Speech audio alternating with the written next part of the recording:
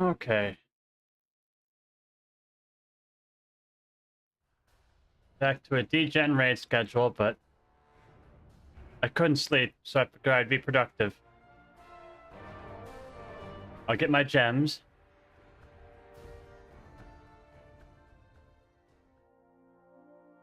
Make it to the other one? I don't know. It just start at the same time. Just depends if there are more people at this one and this one.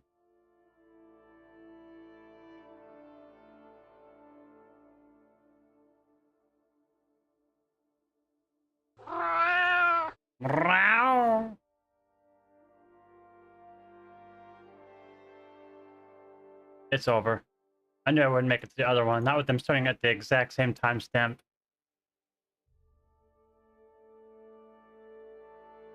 What gem did I get, though?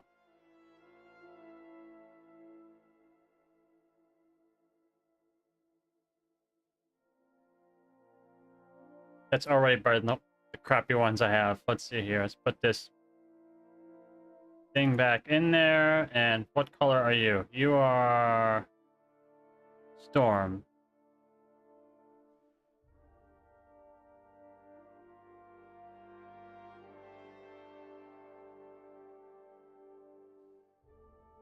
Oh, singing. Sorry. But they're all singing. I'm confused. Which socket do you go in?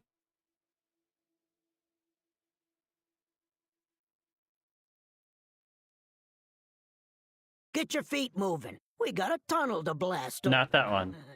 This kaboom ought to be good. Say, what do you think washed down that drain?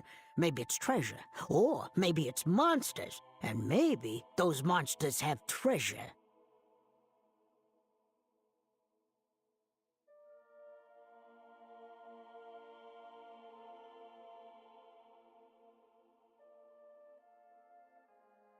Tried to hit it several times, but he wouldn't fucking cast. I don't know why. I got in combat with it, but none of my spells went off. Whatever, I'll go get this gem.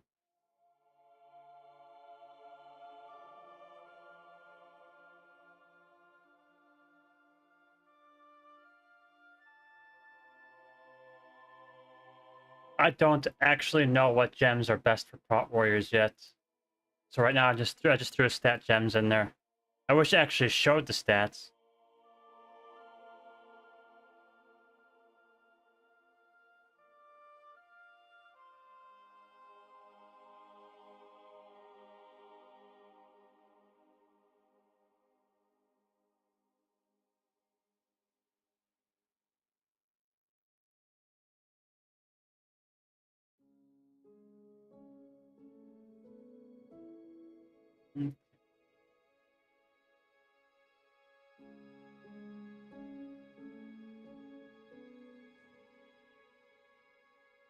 I need to get rid of the healing one, though, because it's so useless. Not useless, but it doesn't feel good. Put it that way.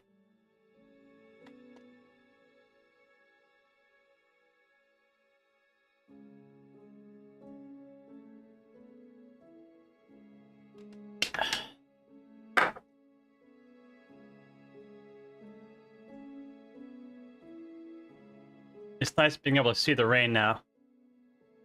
Thanks to talking with a Blizzard developer, they explained the specific option that causes the weather not to be visible and how to enable it without enabling compute effects, which is a complete waste of CPU.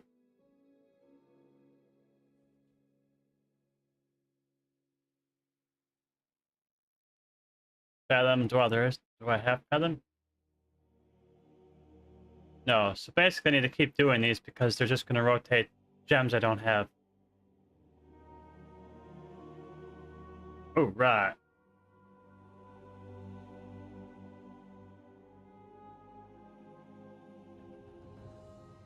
Let's go slice some juice.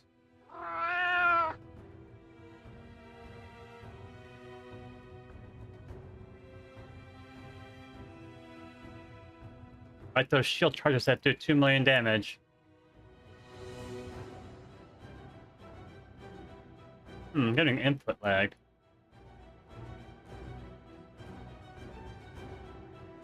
Latency is about higher than normal, but I'm kind of used to it being on Prodmore.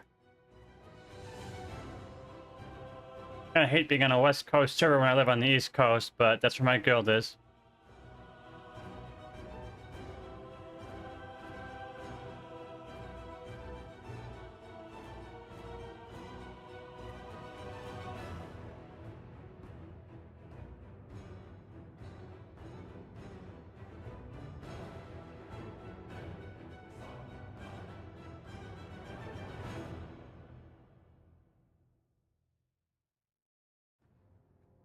I don't look forward to the rage nerfs in the next patch.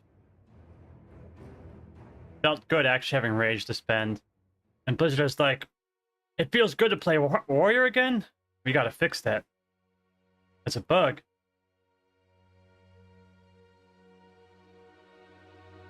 I love the tooltip bugs because the tooltip is a fixed size.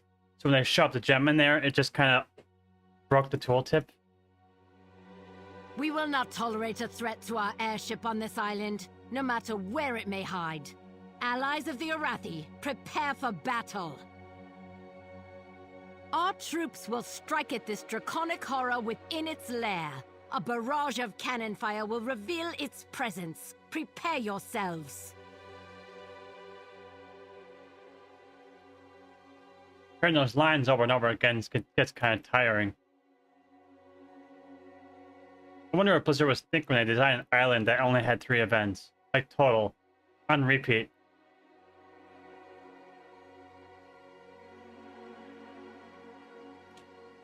People are only doing this content now because the gems were hotfixed into it. By tomorrow I'll be dead again though. So that'll be good. Less yelling about. And again, there won't be a reason to be on the island tomorrow except for to feed the Snapdragon. Then leave again. Anyways, once I'm done with this content, I'll go back to prepping for 11.1. I got a lot of work to do. It's not going to do itself.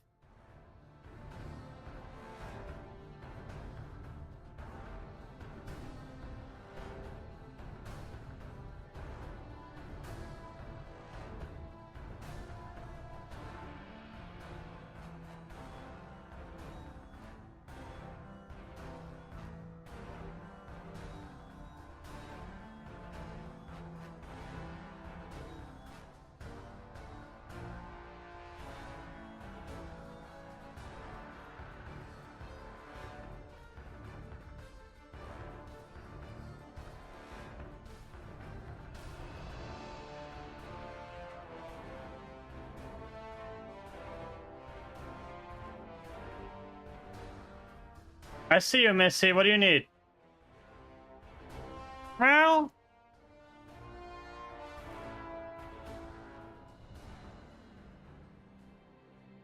all right. Can I get to that one? I should be able to get to that one this time. Keep doing the circles until I get all my gems unlocked. It's not time to eat yet. Cat's already hangry and she don't eat in another hour. Without fail, she's always hangry an hour early. Good morning, Raphael.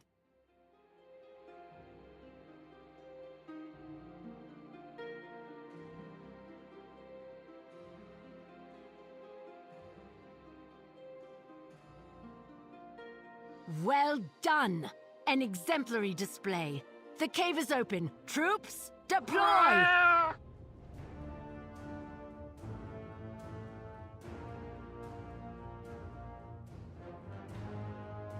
No!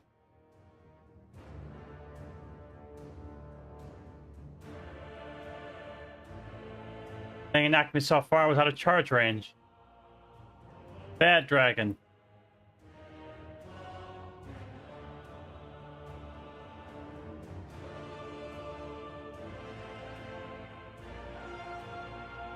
Good, lay down and wait.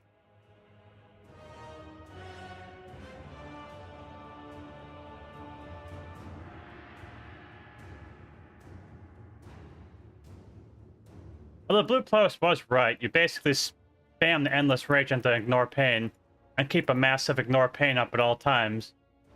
So I see why they fixed it.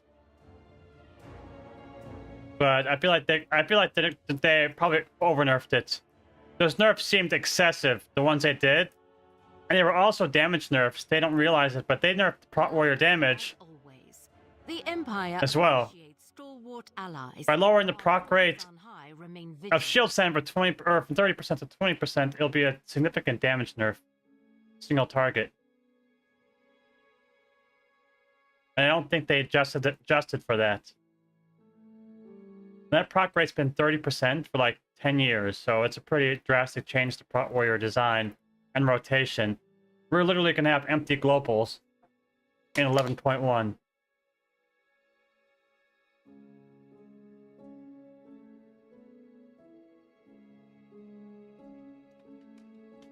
Oh, why am I flashing? Oh, I'm dying. How am I dying? Nothing was even attacking me, and I was just taking massive amounts of damage.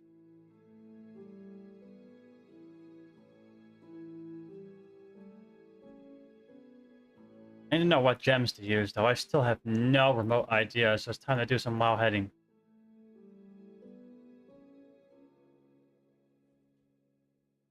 Oh, I got that open. Let's see here.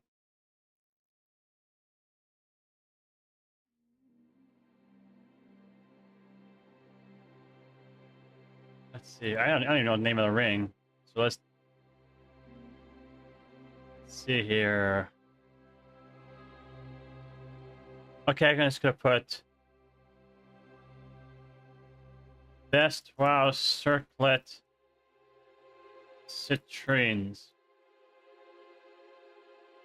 Yep, there it is right there. Best for all classes. Okay, here we go. That's how the game works.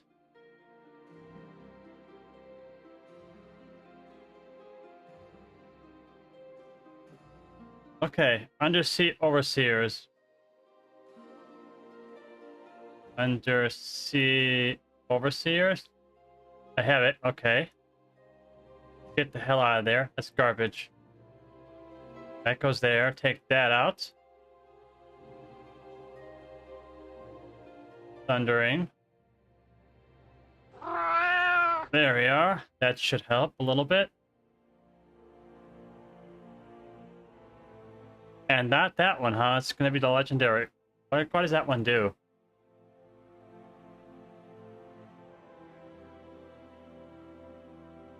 Oh, okay. So, yeah.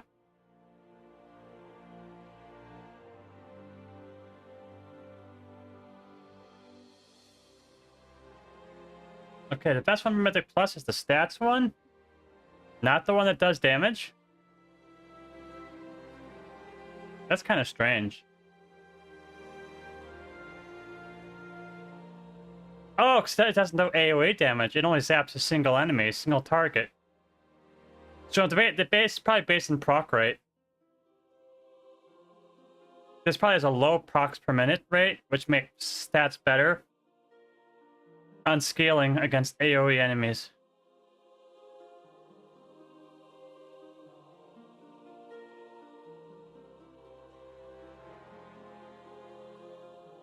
In any case, let's see. Oh, move that up.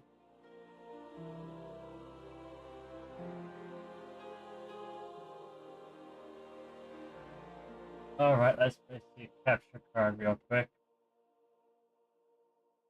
So I gotta move the email window too. It's a non-viewed screen. Okay. There's no gem in that one. I gotta unlock the legendary gem. I think that's on a vendor though.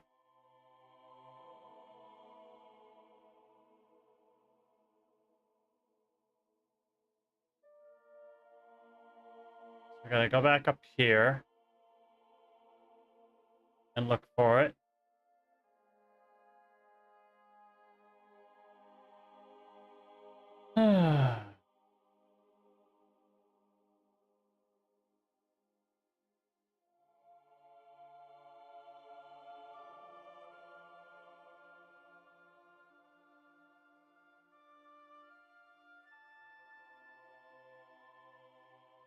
Okay. They said a turtle sells gems? I mean, I guess turtle, I mean tortolin. My programming is expanded to That's not exploration tortolin. and conversation. Him. He's a turtle. Greetings, sir and or ma'am.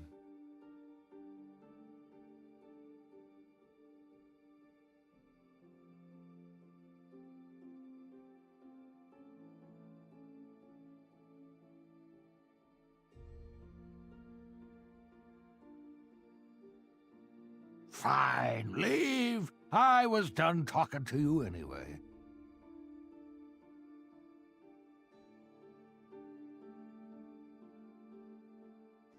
There we are. I'm using the 3 recommended gems. At least until there's a tuning pass. Tunnel to blast open. This kaboom ought to be good. Okay, I gotta do these. That one. Say, what do you think washed down that drain? Maybe it's treasure. Or I still want to unlock all the gems, so that way whenever they do tuning passes, monsters have treasure. I'll swap whatever the next best one is. Because you know they're gonna do a tuning pass out probably after the holidays. This week they were like, you know what? We're not gonna tune the imbalance. We're just gonna let you get all of them. We'll worry about it when we get back. Which makes sense. When they get back, you can guarantee they're gonna tune the ones nobody's using. They're gonna be like, nobody's using this one at all. Let's buff it. And everyone's using this one. Let's nerf it. It's gonna be the circlets from last expansion all over again.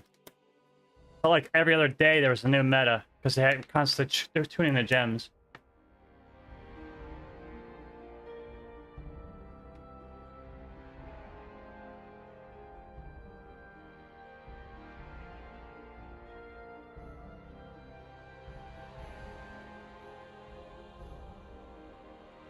Spender some garbage. Many deals for a friend of the Grummles, like you. I'll keep this while I'm working on Beefa achievements because it's actually useful.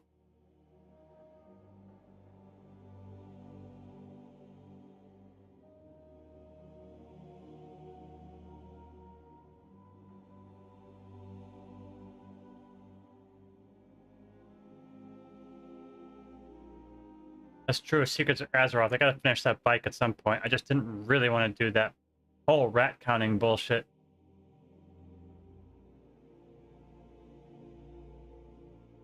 What is this?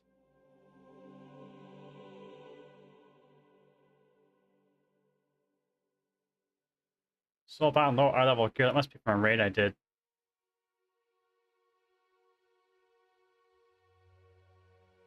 No wonder my bags are cluttered up. I got a bunch of crap to vendor.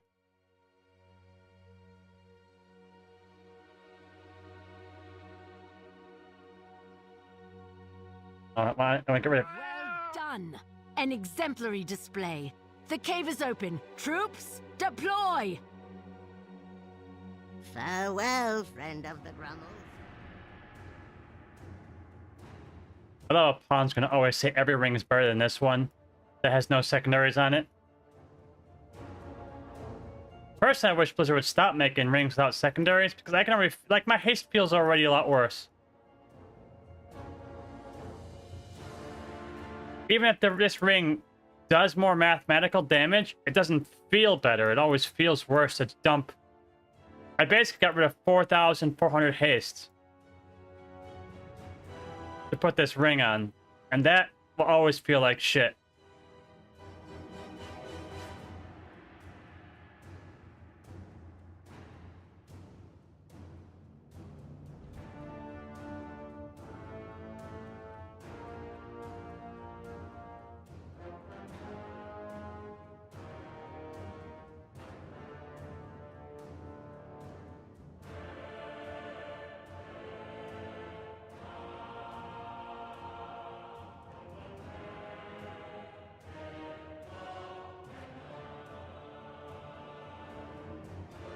Reliable as always. The Empire appreciates stalwart allies. Our forces on high remain vigilant.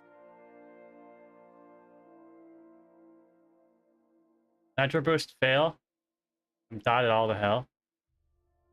Nitro boost, go.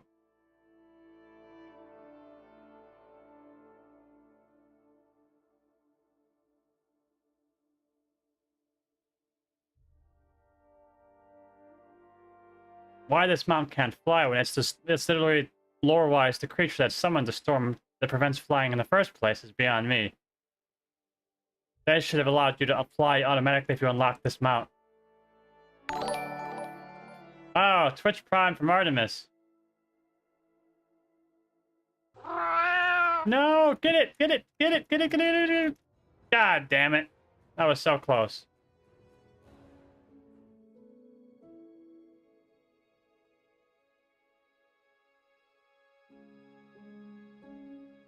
I think I got most of the gems. Let's see how many I have. Citrine. Oh, I got duplicates? You can get duplicates? I don't want duplicates. I need to vendor one of those.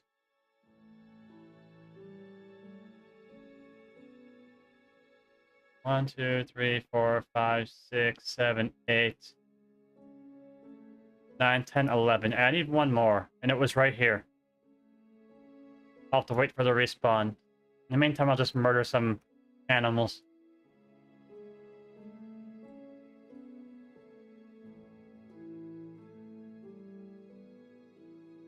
Let's see, undersea. Okay, that's got one gem proc in there. Let's see. What? You know, it looks like 2 gem procs in there. Reminds me of Pandaria Remix a little bit. Having procs be part of your damage.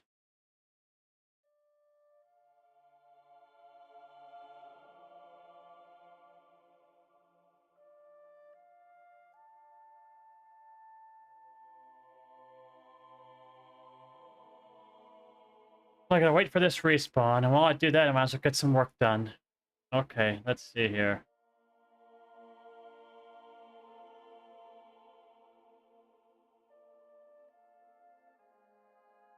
The journal open, but I need the private auras page open and the spells page open. Private auras can go back here, spells can go back here.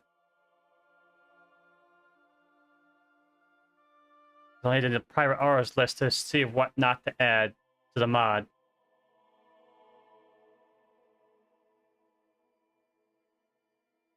Let's start with the dungeon. These are the mechanics. Are any of these mechanics on the private aura list? Electro Crush.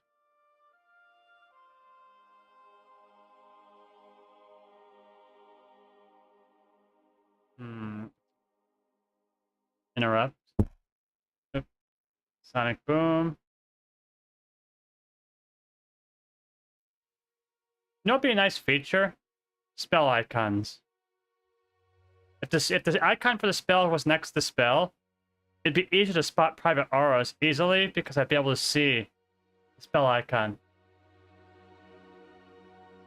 Yeah, I thought about that too. Just add a private aura icon right next to it. The problem is, the journal doesn't always reference the ID that's private. That's the issue.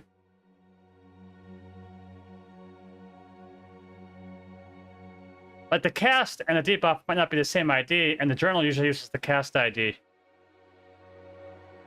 So detecting which is private is be very hit or miss.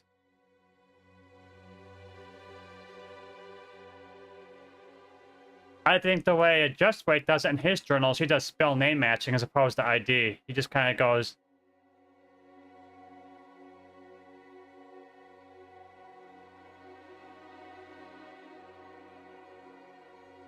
Well, actually, it just has a private aura button that you just click and it shows the private auras.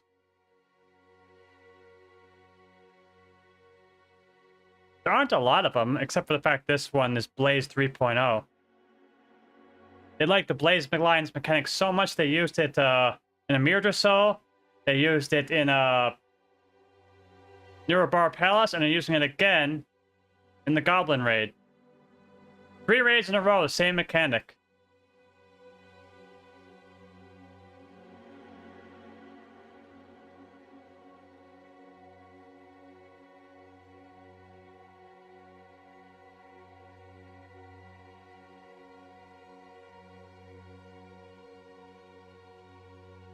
Yep, that one's not giving me a gem I need. It's gotta be this one, I think. But regular spell icons I think would be useful. Maybe. Just showing the spell icon. Golden Kappa train? I haven't got one of those before. Dang. I guess now anyone watching has to subscribe if they want a Golden Kappa for 24 hours.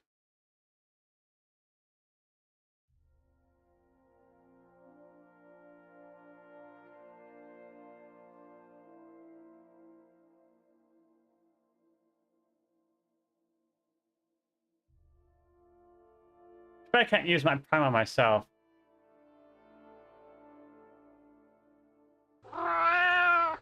Wow. Okay, good. The next one's starting. And is it my gem? Yes. And to get my gem, let's just stay on top of the bombs. There can't possibly be any problem with that. Surely that won't cause any death.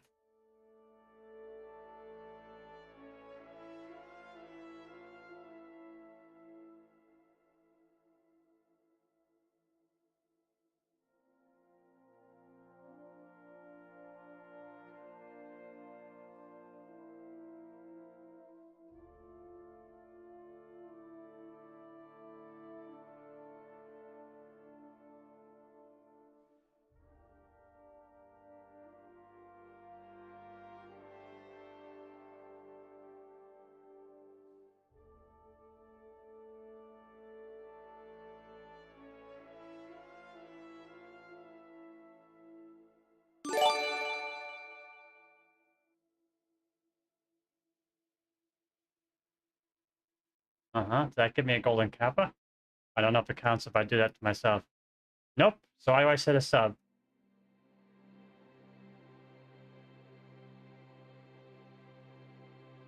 Or maybe I'll get it after the thing ends.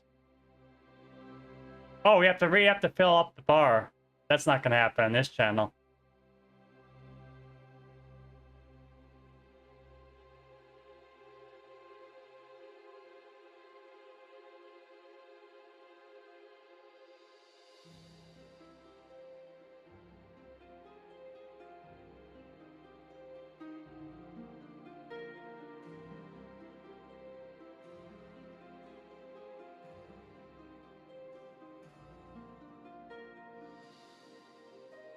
We will not tolerate a threat to our airship on this island, no matter where it may Yeah, hide. this is the last gem here. Allies of the Arathi, prepare for battle. Our troops will strike at this draconic horror within its lair. A barrage of cannon fire will reveal its presence. Prepare yourselves.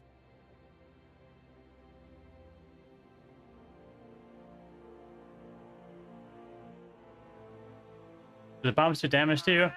They did not.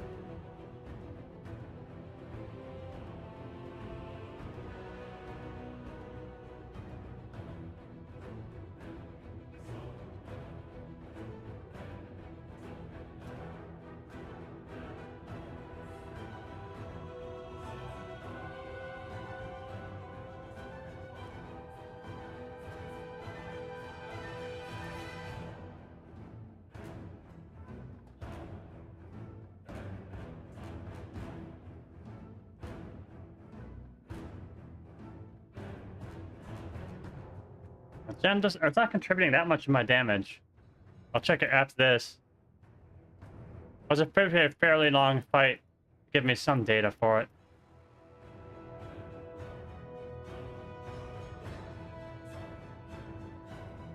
Even if mathematically the gems I'm using do technically have the best damage, I don't like giving up my secondaries and having so little haste.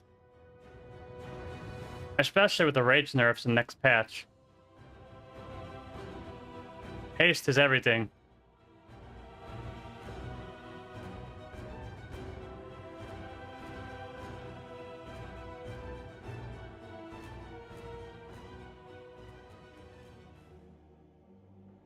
That should be the last gem. Golden Kappa train failed.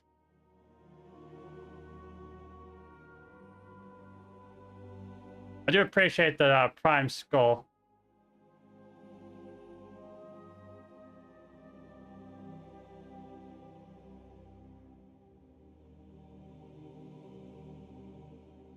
Very few of my regulars are awake yet.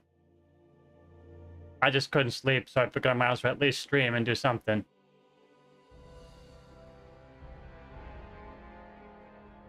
Okay. Well done. An exemplary display.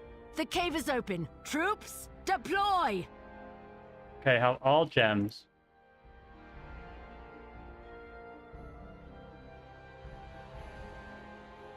Two of these. I'm gonna vendor one. I don't need two of one gem. I have many, many wares. Alright. Good fortune to our friends.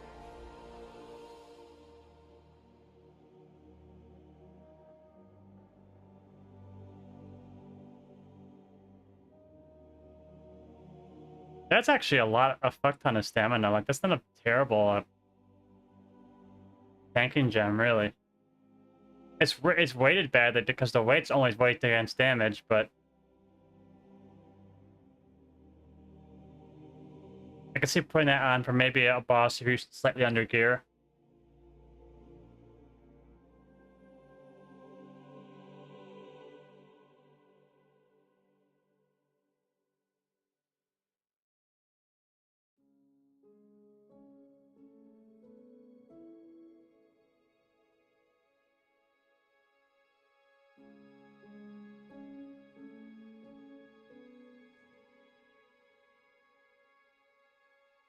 It's kind of weird that this gem is rated higher than this gem, even though this gem gives more stats.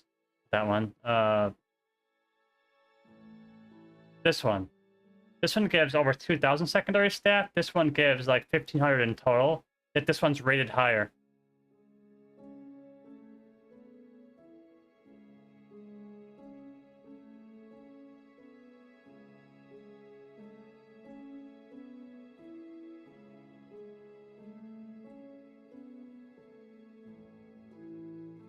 Let's check damage for last fight.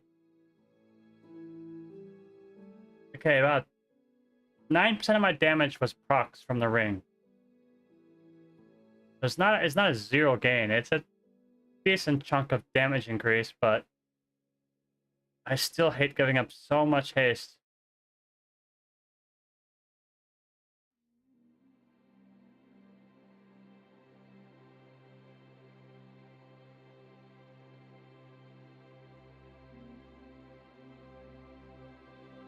Okay, so I'm done on this island. I don't think I have any further reason to be here until reset.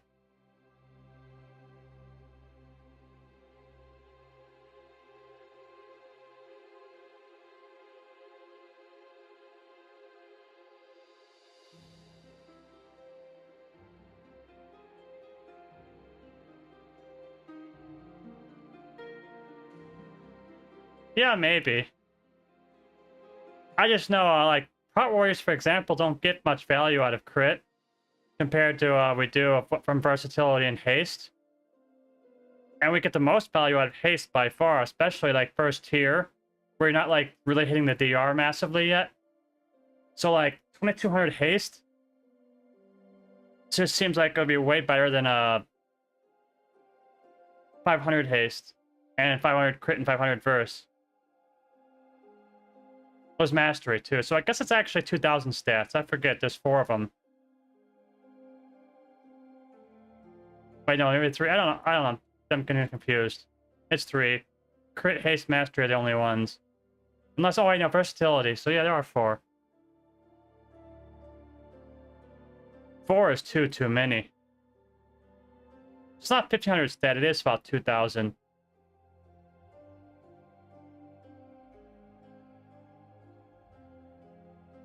What I might do is actually just swap the one, because it is a viable option for... Basically, this gem is only used for single target. Which I'm going to be doing mostly delves and like outdoor content anyway, and very rarely is that going to be single target. So I do think the secondary gem probably is better in this situation.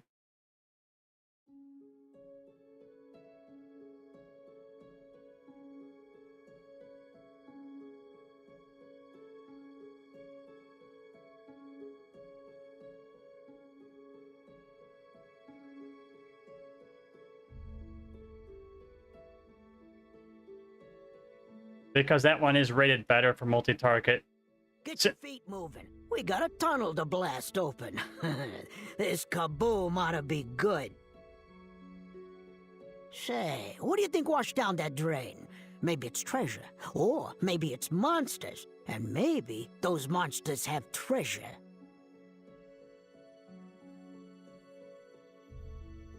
Yeah? Alright, send me back to Dornagle.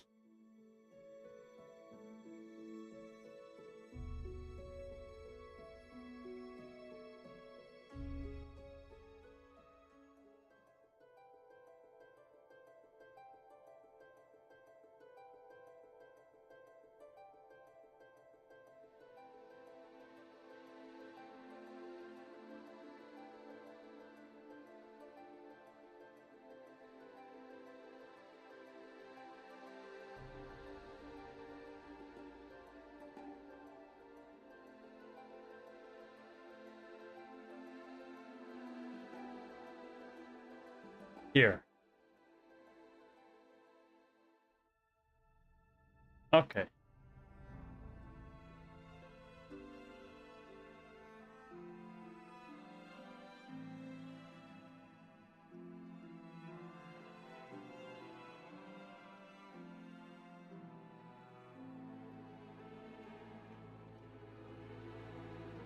Let's go back to the journal and see what I can do here.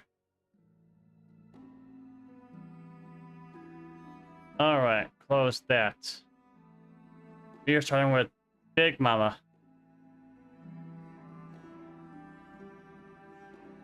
Let's see.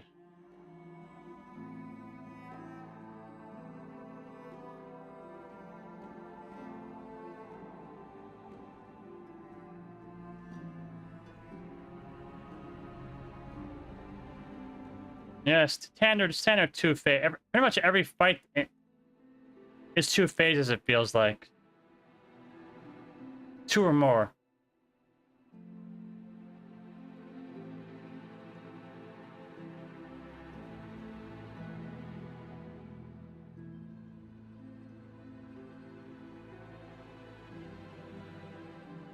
Okay.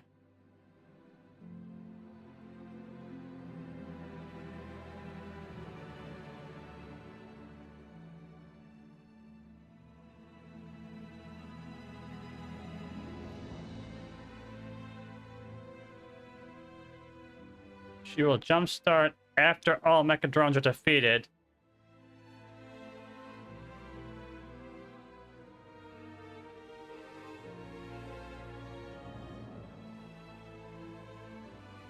So why is an interrupt cast by the mecha drones listed as a sub-mechanic of jumpstart when jumpstart is cast when there are no mecha drones left?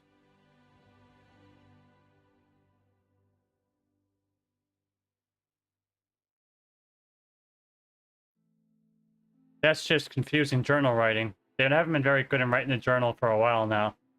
They write it in very confusing or misleading ways. Because the two different parts of this journal don't even agree. There should be no drones up during this cast, so this should not be listed as a sub-mechanic of this cast.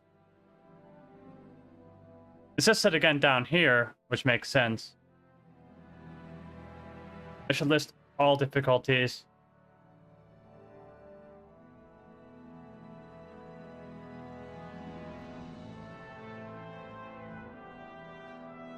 Okay, yeah, that changes it a little bit.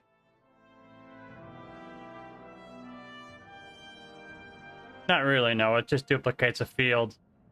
But they both say the exact same thing.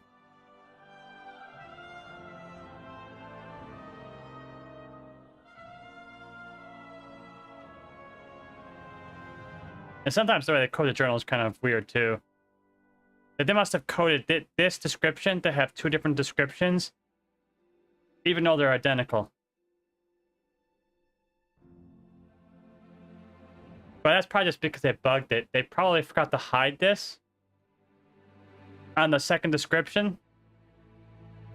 The mythical and mechanics, so what they probably meant to do was have it appear in one of the lists, not both. But as Artemis will say, they have no idea how to fucking write the journal. They break it every time they try to write something in it, so chalk this up to another bug with them doing just that.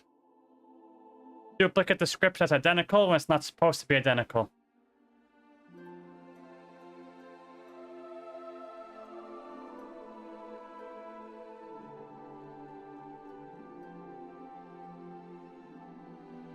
Well, actually, there is one difference.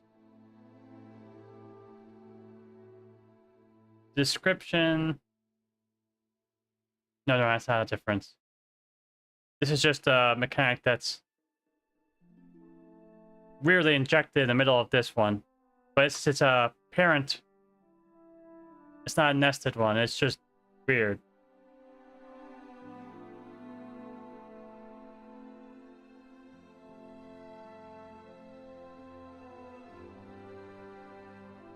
Wait a minute. When I set it to all, the issue with the thing appearing here is gone. See, this is the way it should be. This was listed as a sub-mechanic of this one incorrectly when I set it to Mythic, I think. You see, I set it to Mythic. I see, this is a bug in our journal. This appearing here is because we're hiding the duplicate dark fuse. This listing is actually under the other dark fuse, but since we're hiding the other dark fuse, it's getting orphaned and listed under the wrong category here. I can't really compare to the in-game journal to see what it's supposed to look like, but I think this appearing here at all is a bug. Probably from the way we're parsing their bug. What's typical is Blizzard fucks up the journal, and then we parse it, and then we make it worse.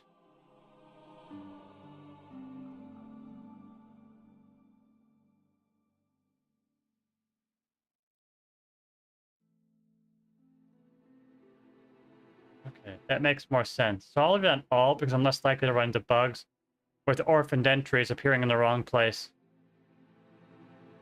Because this entry doesn't belong there. It belongs to the other.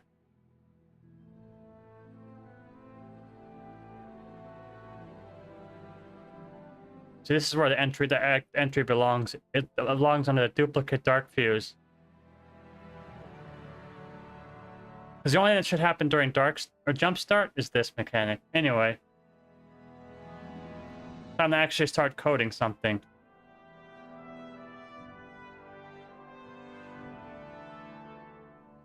It jump start to depleted battery, but what actually depletes battery?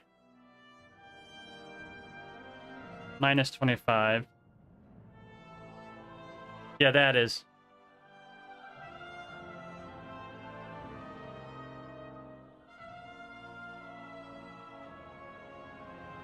Another weird thing. They have this mechanic's listed twice as a mythic and a mythic mechanic, and they're identical. So the code stuff's so weird.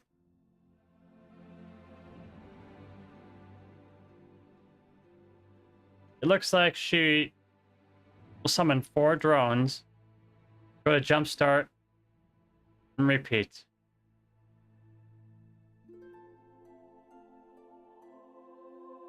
Okay, so let's start with jumpstart.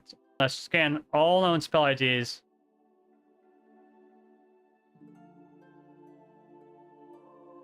For variants of it. Like that. Okay. What does each one do? Check every script. Not just the cast. 2 minutes remaining, so that's a 2-minute intermission. It's kind of a long time.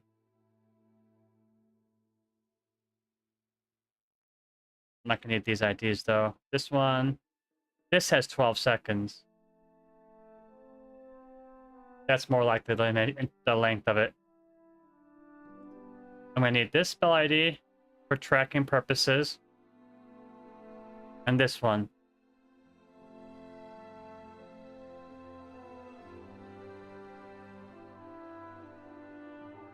Maybe I only need this one for tracking purposes too. It's got 2 different buffs. Let's see here.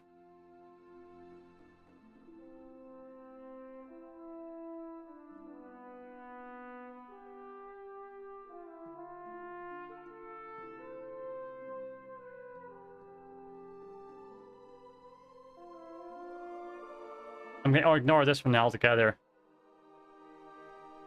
They just probably have to code it as two different scripts for some reason. So for jump start, I made a cast start, for phase start, and removed for phase end.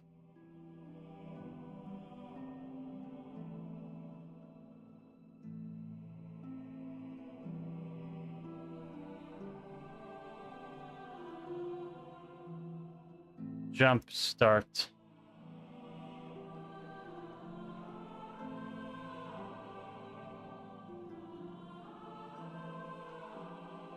Jump start. Over. Let's see, break that color, that color. End. Alrighty then.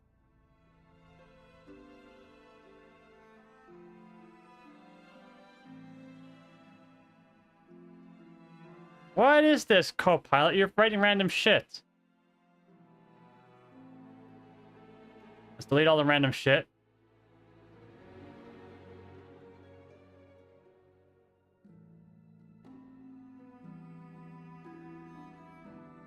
Let's see. Does that need to be a count? I guess so. Jump start count equals 0.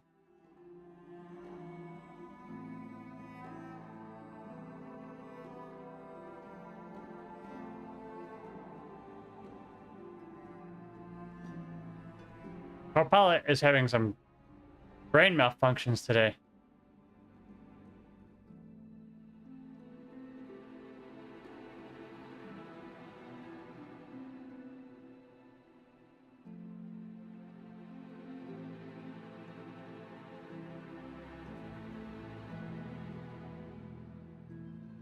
No. Again, stop inserting random shit. Copilot's getting on my shit list today. I might have to turn it off. It keeps acting up in weird ways. The extension did get a lot of updates this week. That since they've been pushing it hard to try to sell subscriptions with a free trial, but they seem to have bricked up the suggestions quite a bit.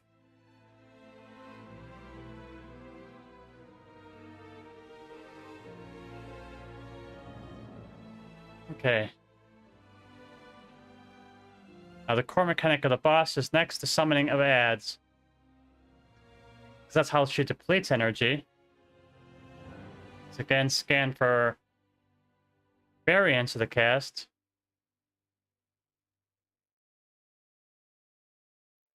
Ah, yes. Okay. Let's look at all of these scripts. This seems like a scripting mess. Remember when bosses were simple and didn't need 15 spell IDs for one mechanic. Let's see what they are. Let's see. This is a dummy script. Another dummy script. And hidden. So not useful to me. This is a script that just subtracts power from the boss. A spawning script for charging.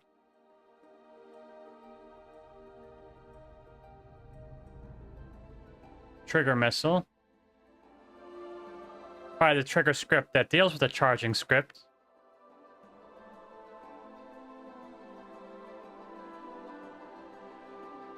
A buff the boss gets, listing how many bots she's commanding. Spell summon. This will be useful for auto marking. And it gives me the creature ID of the mob, even though it's not in the database for Wowhead yet, which is useful. Useless. That's the cast. So this will be useful if it's in the combat log, but because I don't even know if they're going to... what they're breaking in the patch yet, I'm not going to add any marking to any mod I make. To do. Add auto marking of mobs with that if it's logged and if auto marking is even possible in 1.1. I kind of hope they break auto marking There'll be one less thing I have to worry about in boss mods. Like, I actually look forward to Blizzard taking features away, because that just makes my job easier. There's less stuff the mod has to do.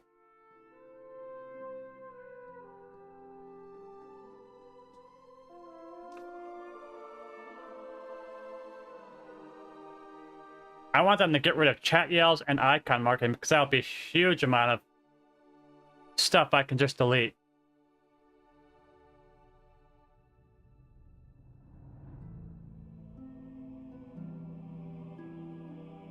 I'll get to a point where boss mods are only announces and timers. Simpler times. Less to code. Less to troubleshoot. More time to work on 8 versions of file running at the same time.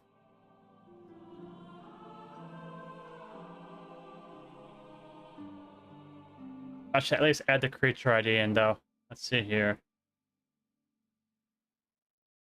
Not found. I know, Wildhide wasn't able to get the creature ID since you can't log in. They rely on logins. I don't know if I'm actually going to announce them dying yet, but I'm going to at least annotate it. If I need to use it for anything, it's there and ready to go.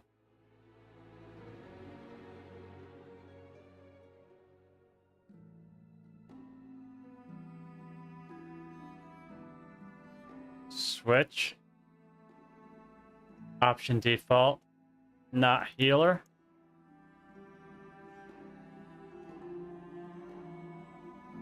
Let's get the spawn announce going.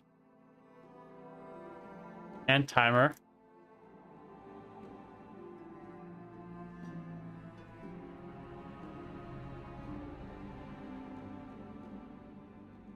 Mobilize.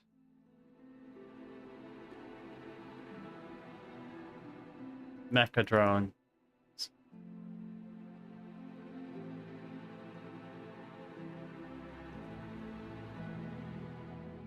I swear I fixed that.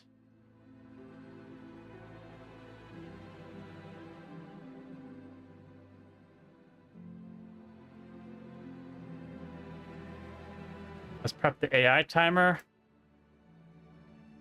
See, now Copilot got that right. It knows that AI timers have a 1 on combat start. This also needs to be reset in combat start.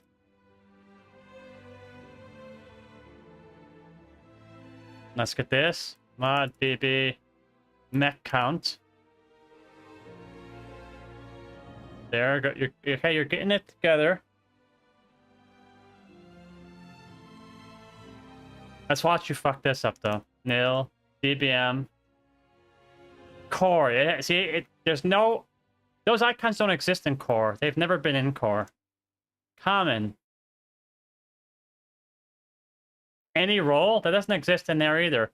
It's supposed to do things based on knowledge of the project, and it just doesn't do that. It only seems to suggest based on knowledge of the file. Damage icon.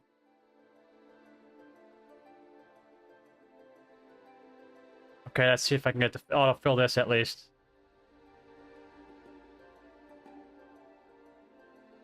I don't know why I put this comment down here too. Go away. This is also... That's my fault too. I didn't make it a count warning, so I didn't apply a count.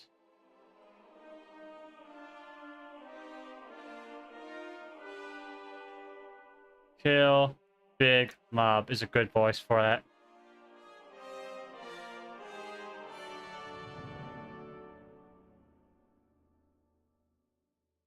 Okay, let's see here. Okay, that's the add mechanic is done. Now the mechanics the adds do also important. This doesn't look like it needs an announce at all. It's just random damage to heal.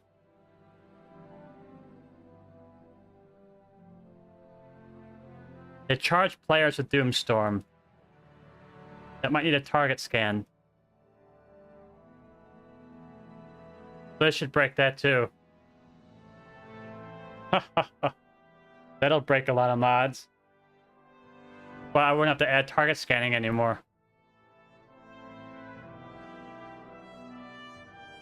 Make it so you can no longer see what any mob is targeting. Target of target, deleted from the game. Remember, not deleted from the game, but broken from add-ons. Make it protected so only the base UI can detect that.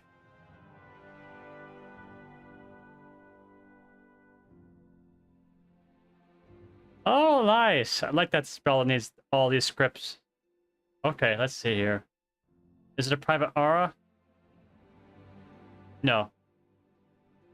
Let's see if any of this is a targeting debuff. There's also multiple casts. Probably difficulty based. 2.5 for easy and 2.0 for hard.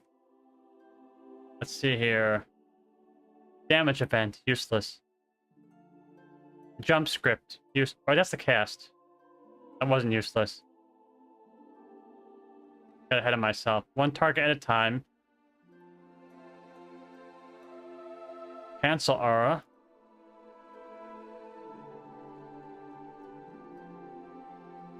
Another damage ID. The other cast ID. I meant to not close the 2.5 cast, which is down here, I think. It has 2 cast IDs. I'm sure that's based on difficulty.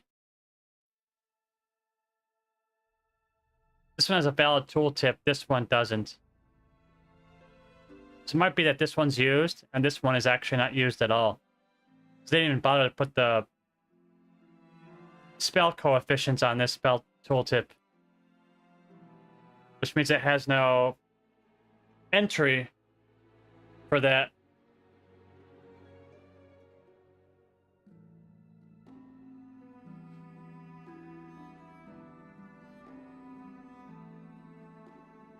Doomstorm. First, I gotta add note. To do. Verify target scanning for Doomstorm. I'm gonna add target scanning for this just because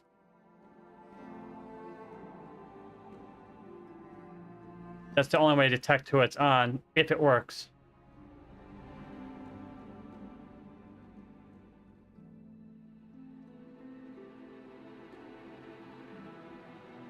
Okay, let's use both spell IDs though for good measure.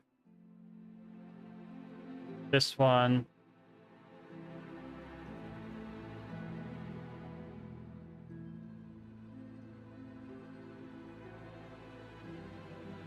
Okay. Yeah, we're gonna use that. Local, special warn, Doomstorm.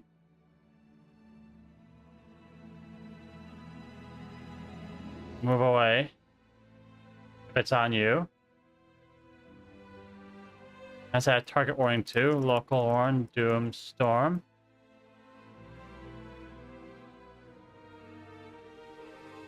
Target. No filter, and I'll change it to filtered if it's spammy.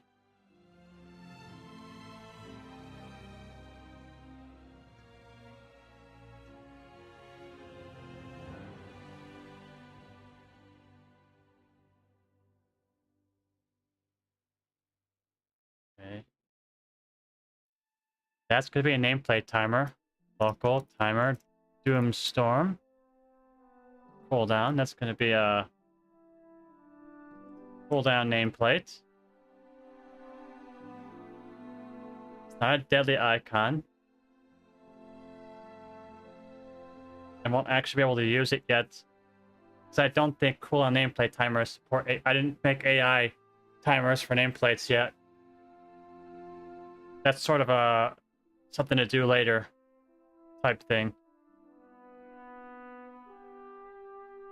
Which means unit died will be used, because that's going to cancel the timer.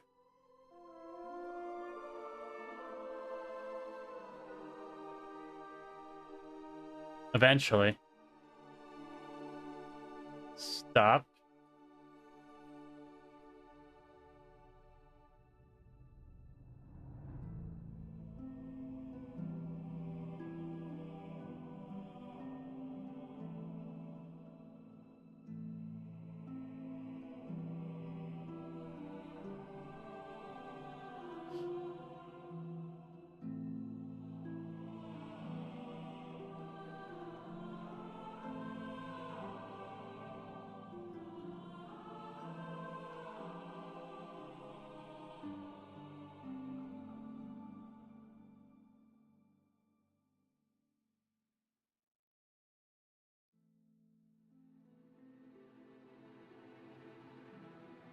Hmm.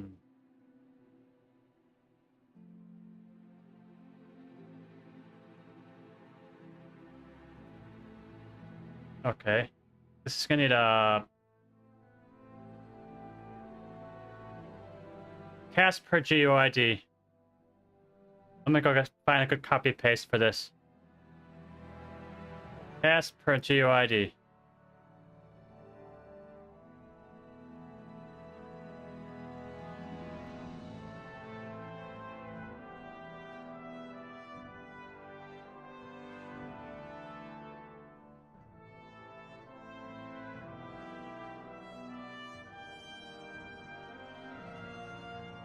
This will make it extra easy. Here we are.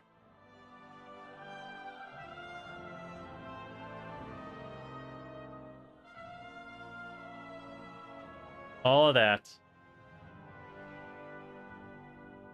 Interrupt count. You are getting activated.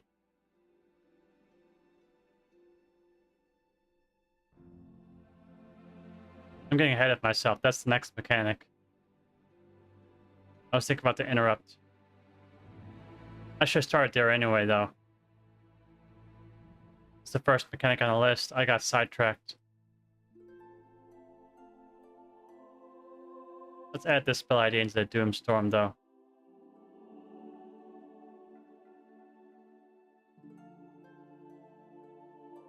Wrong mod. God, I'm stupid. Get over here.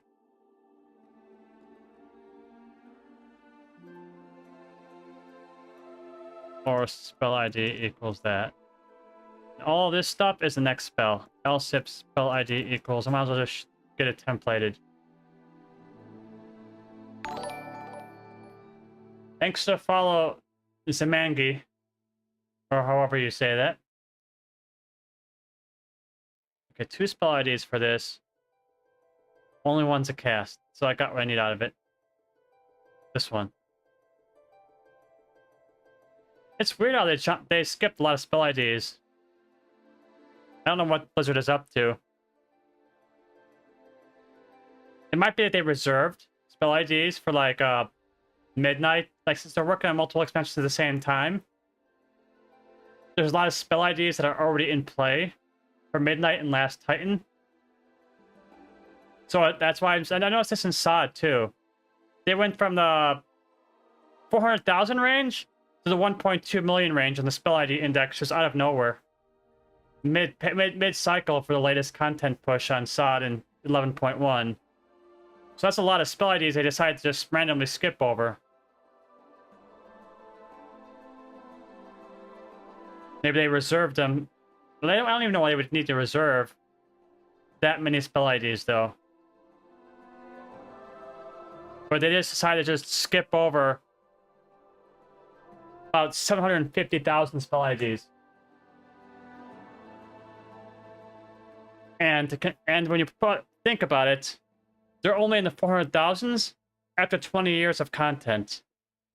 So it took 20 years to get to nearly 500,000. Why do you need to reserve 750,000 out of the blue? It's very weird.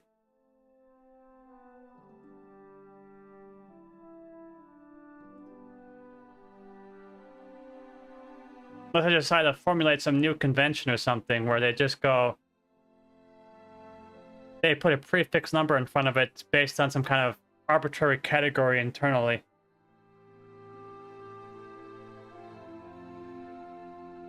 We'll have to see how that plays out when they add more spell IDs, I guess.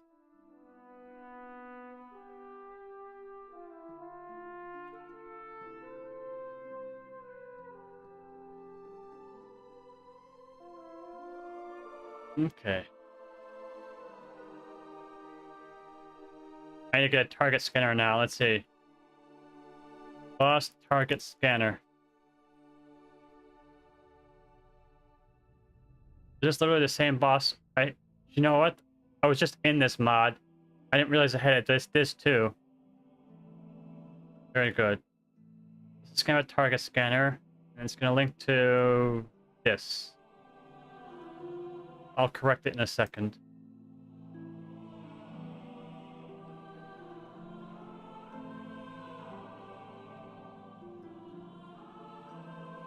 Doom storm target.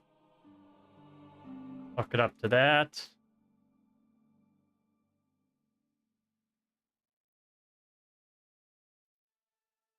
Okay, there we go. Hook this up here. And the yell. Very good. Else. Get rid of that nonsense. That hooks up the Doomstorm target scanner. You're still reporting a crap ton of errors. Oh yeah, I'll fix that in a second. Get off my butt.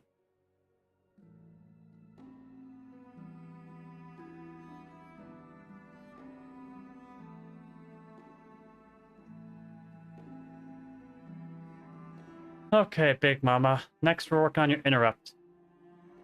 That's that spell. Maximum distortion.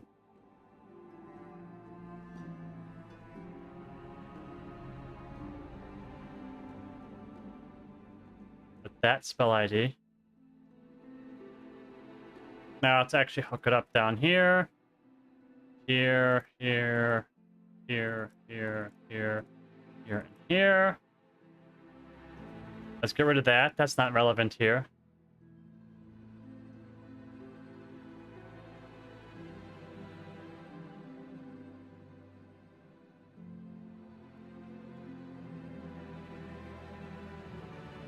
Actually, that might make sense.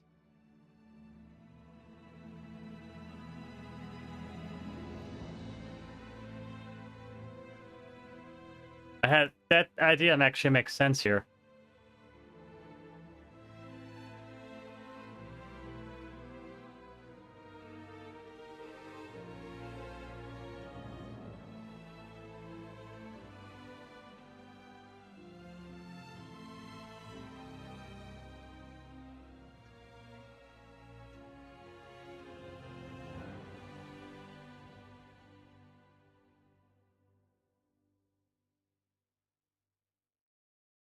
I don't know. It depends on how fast she spawns them and how fast they die. I might not need to go that overkill here. Might kill that. And kill that.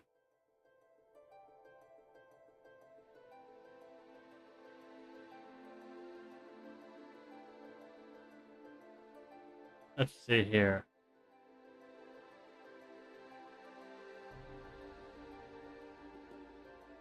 Normally count interrupts don't check cooldown.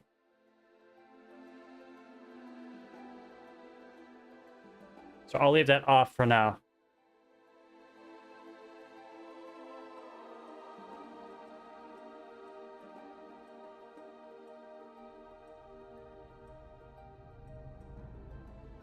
To do fine-tune scoping of interrupt on whether or not cooldown should be checked.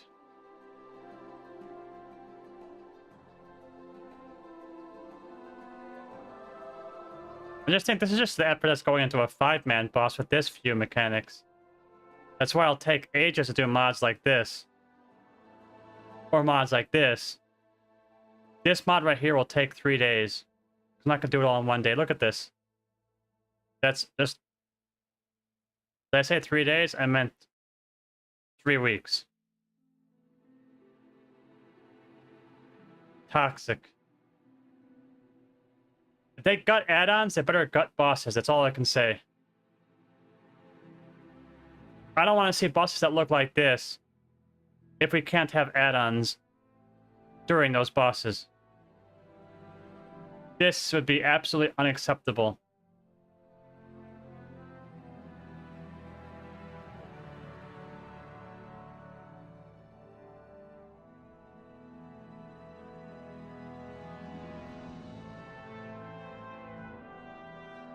Oh, hang on a second. What is it, Missy? Why are you on alert? I'll have to take an AFK as soon as my sister arrives. She is arriving today sometime in the morning for Christmas, and I don't know when she's going to arrive, but when she does, I'll just take a AFK, do all the greetings and whatnot, and help her get settled before I return.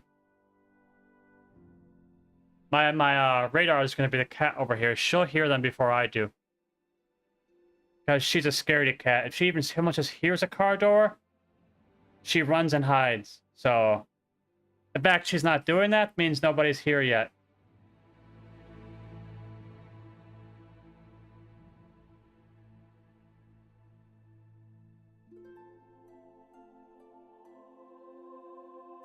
Okay, I got this mechanic in, this mechanic in. This is going to be something they spam cache. There's no reason to edit. Now, duplicate entries. Again, already have this in. I already have that, and I already have that. So now we're down to Big Mama abilities. 3 left.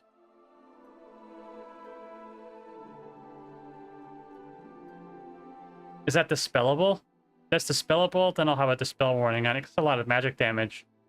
Wait 1 second for 10 seconds. Let's see here.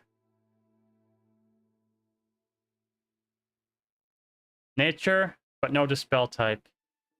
That doesn't mean there's not another spell ID that matches it.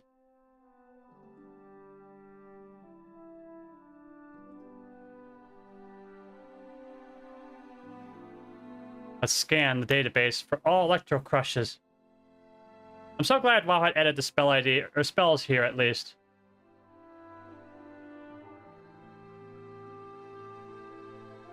That one, well, that is a damage ID, but again, it's not dispellable. One's 10 seconds remaining, and one's 2 minutes. You are out of time. I'm not. Wait, I got a text message. Hold on a sec. Maybe my sister's texting to say where she is. Let me black my screen for a second. Oh, my sister says they're 5 minutes away, so I'm gonna call I'm gonna do my AFK now. All right. If some off chance Grandma raids while I'm AFK, then just explain to her where I'm at. Okay.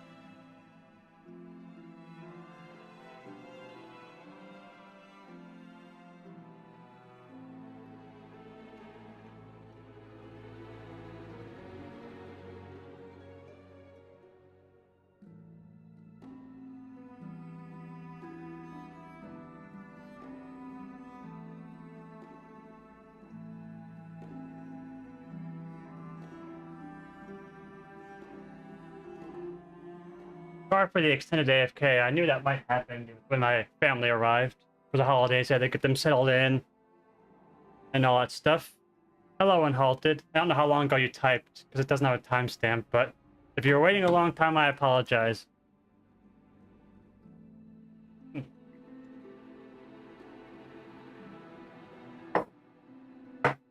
right.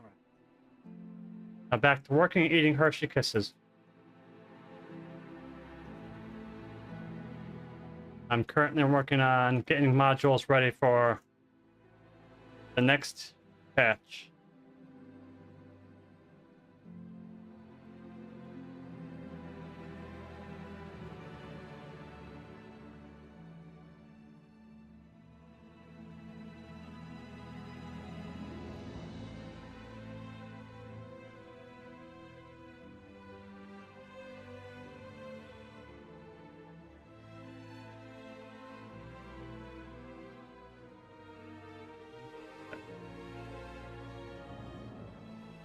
Now we're on to boss abilities. This was not useful. That's not useful. I just need the cast. Whichever one is a cast time. That one. I already had it.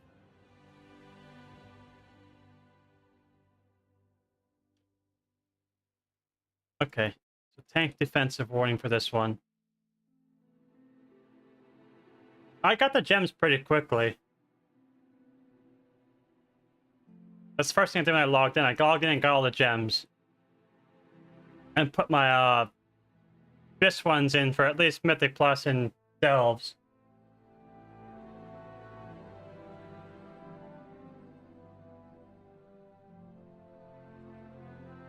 I don't know if I have that one or not. I didn't need that one, but I think I got it. I think I have 12. Let's see.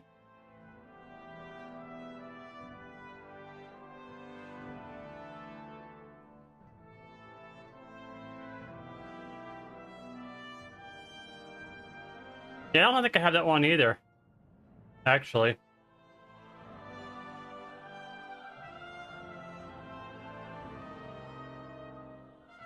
Well, I have 9 here and 3 in there, but there might be a duplicate somewhere.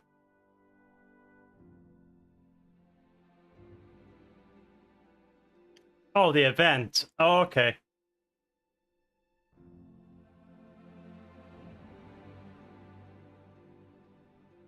Yeah, that's the first thing I did. I logged in, took advantage of the hotfix, got all my gems.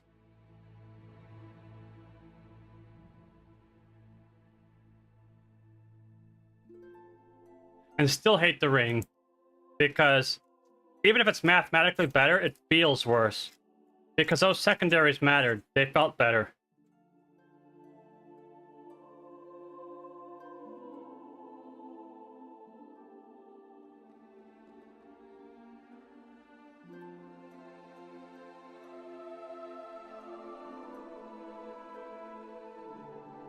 Okay, the tank alert.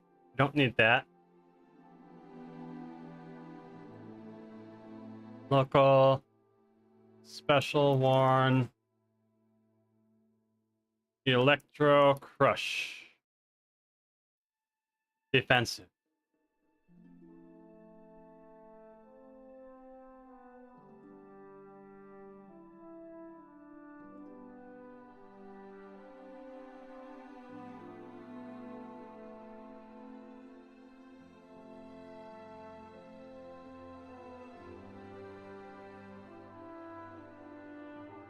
All right.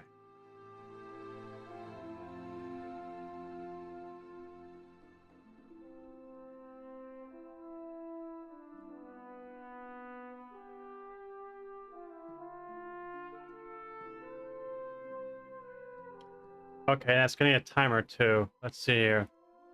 Local timer, electro crush cooldown.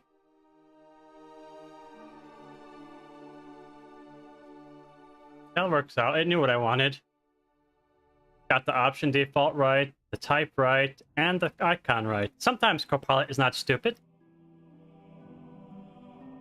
Let's give it a count though. Mod BB. Electro count. Yep, you knew what I wanted there too. Let's get it here. Let's get the AI timer there.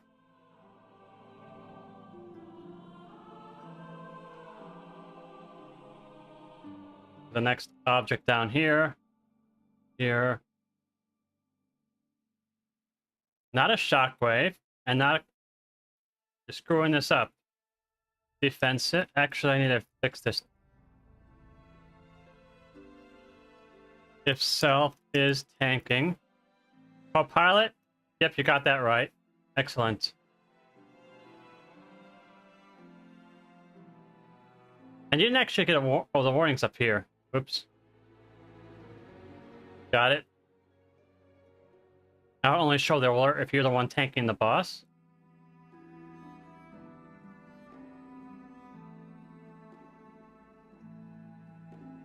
Okay, that covers the tank ability.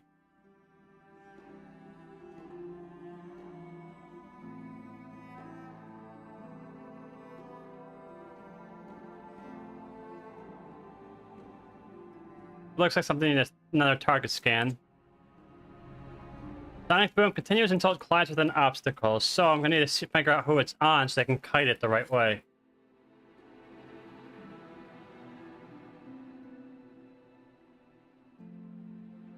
I doubt it unhalted, I really do.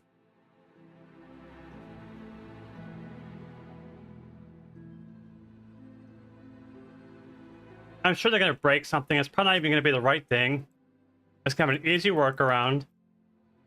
And it will be a waste of time, but it's just an inconvenience. Making us do extra work to work around their breakage. But we'll see.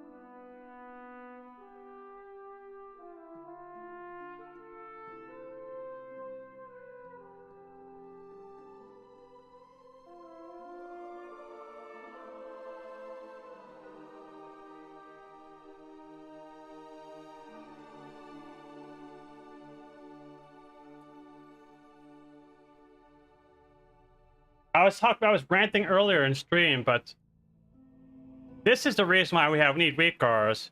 Here's the last boss of the raid. Page 1, page 2, page 3, page 4, page 5, page 6.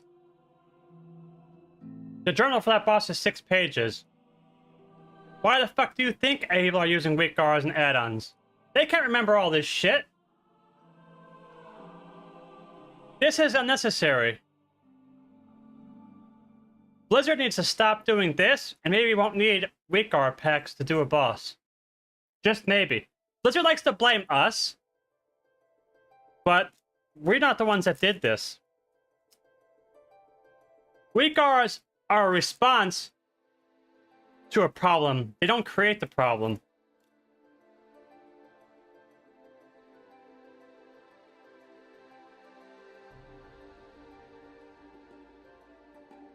Do you want people to stop using add-ons?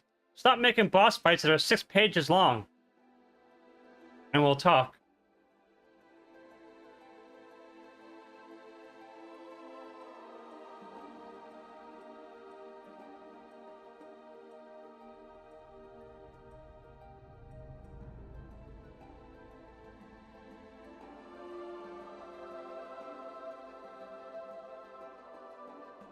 Mhm.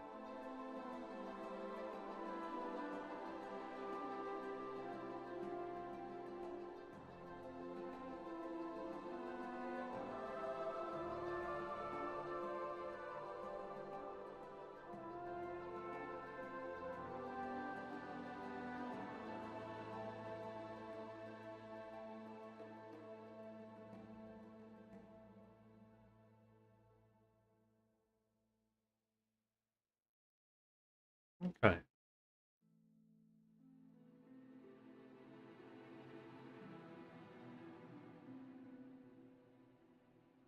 Let's check all of these. See if any of these are a targeting debuff. Yep, there it is. Targeted by Sonic Boom. Got it on the first go. Not that one. That's spell damage. That's a script. And that's the cast. These are 2 IDs I need. Target thing. Let's make sure it's not a private aura. Private? It is not a private aura. So I can warn who's targeted by it.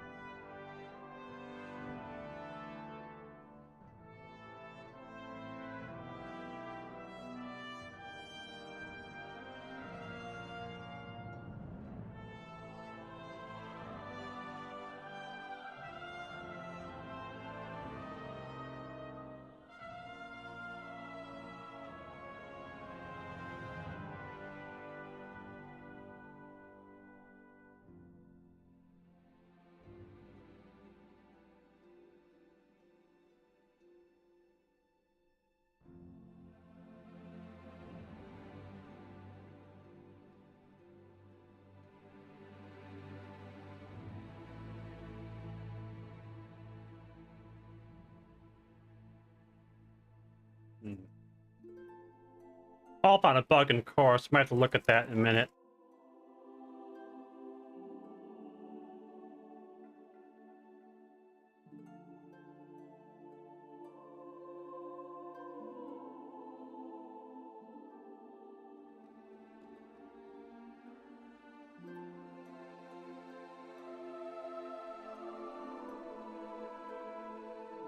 Okay, let's see if I can figure out where the bug is. There's a bug in the variable timers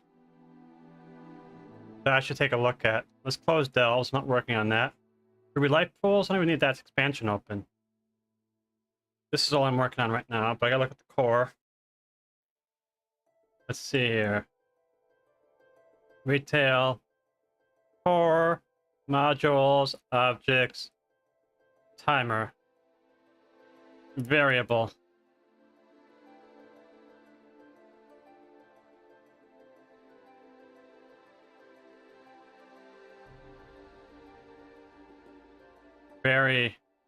Has variance. So right there. Has variance true. True. Yeah, it's set to has variance here in the timer object. But I might have to make this more fluid.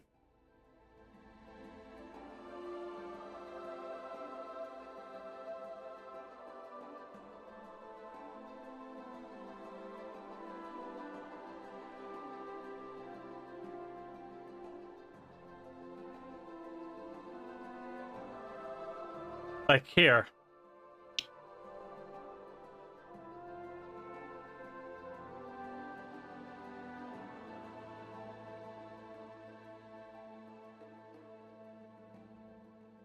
Here. I already see the problem, I think.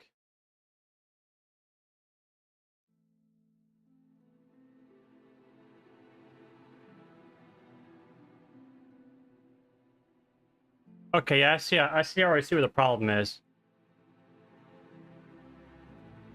It pulls, most of these checks pull has variance from the bar object, not from the local variable set right here at the top of start.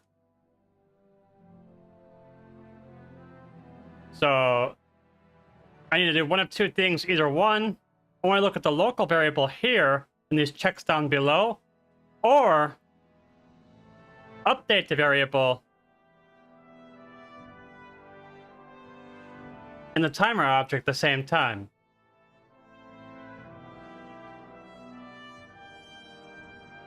kind of feels silly to do both. If this check already exists in start, well, no, because start might not be the only thing that's called. Update might also be called. Update or add time or remove time. Might be a few bugs that need addressing, to be honest. Let's check update. Stop. Hard stop. Get remaining, get time, is started, set timer, update. Is there even any code here for variants at all?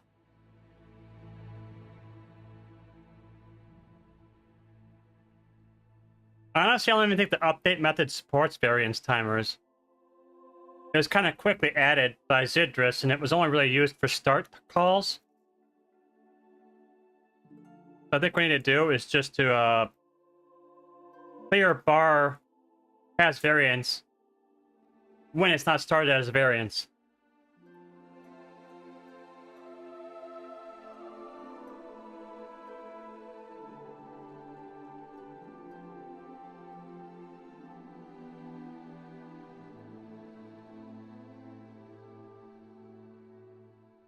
Or just go like this. Use the local variable and just don't even store an object in the timer.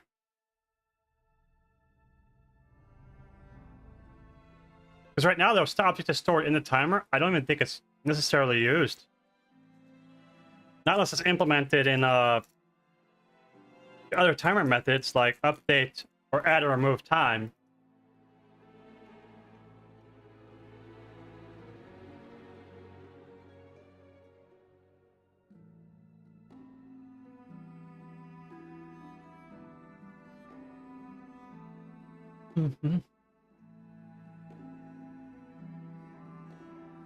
Yeah, see, it's the local variable is used here and here, but specifically right here and here, local is not used. I'm gonna ignore that and use this. That alone might fix Paul's bug. Oh, and here too.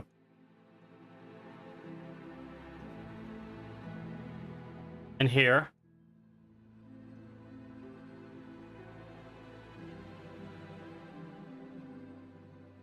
And I might also do something I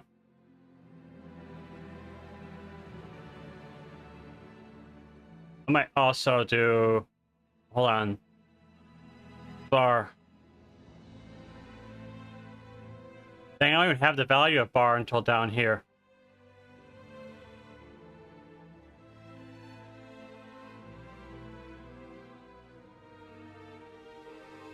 Get bar.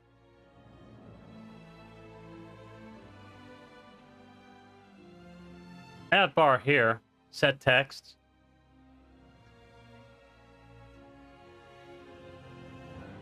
Okay, so here, I can go like here.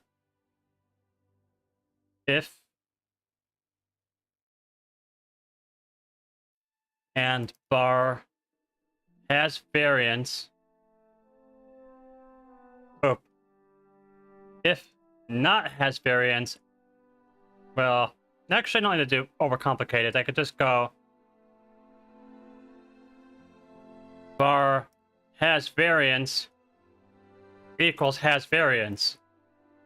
That way, it will just automatically update the internal variable as well.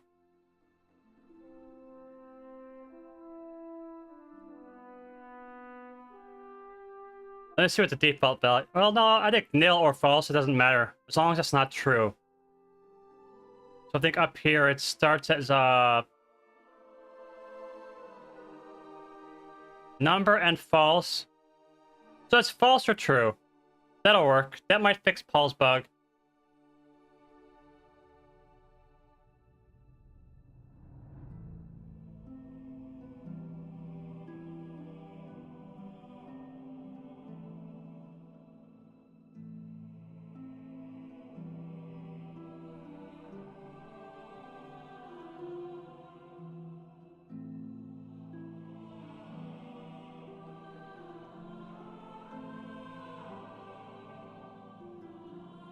attempt to fix variance timers getting stuck in variance when started with whole number.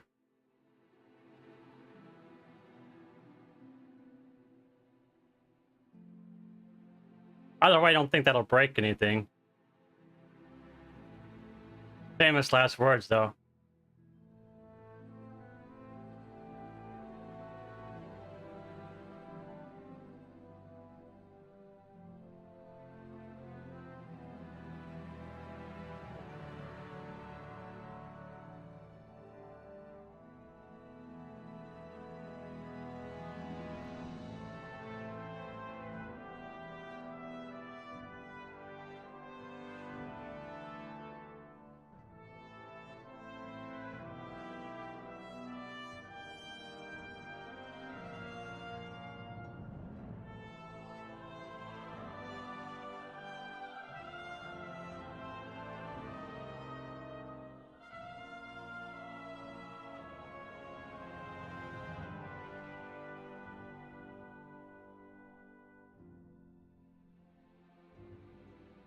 Let's see here. Based on what Artemis just said, now would be a good time to add GUI options for variance timers, huh? Let me go open the GUI file right now and start editing it. That's a perfect time to add some new UI options.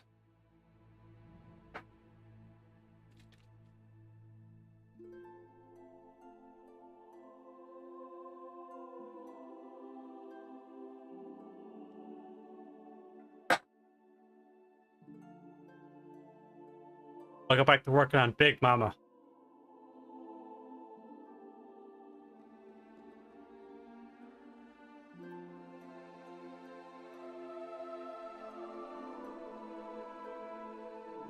I should add boss music to this mod and have it start playing Sir Mix-a-Lot when you pull Big Mama.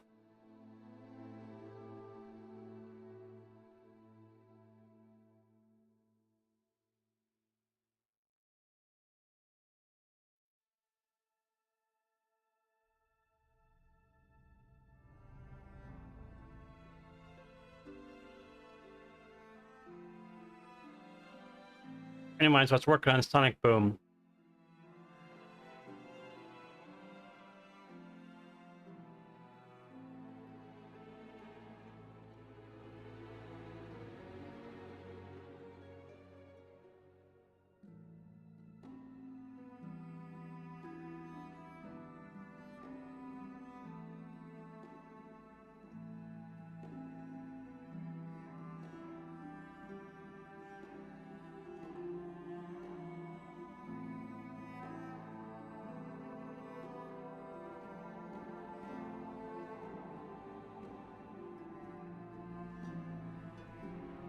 Paul says my fix doesn't work.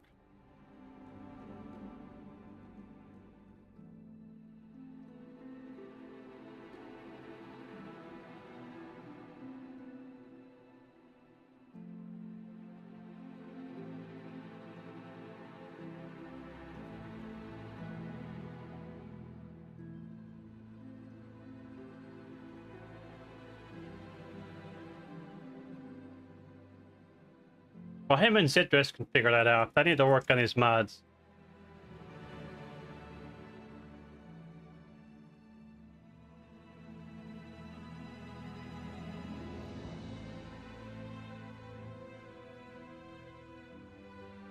I wonder, actually.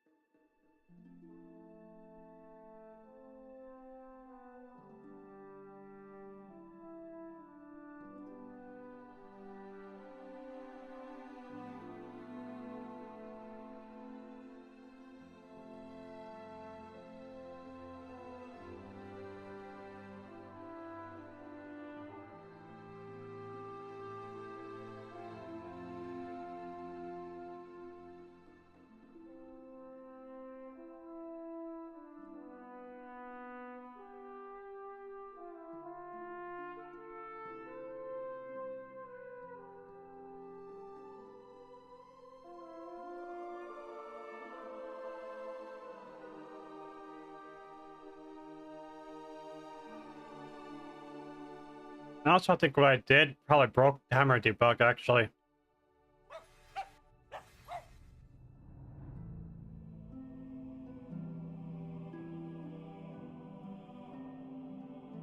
Some random dog ran up to me and barked and ran away.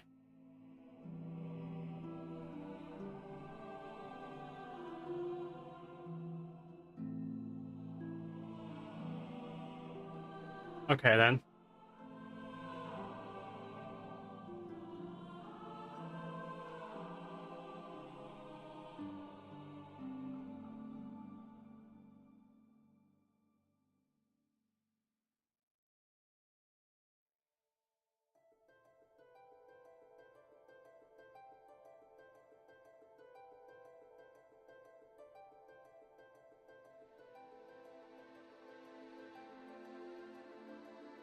It's weird. My fix should have worked, though.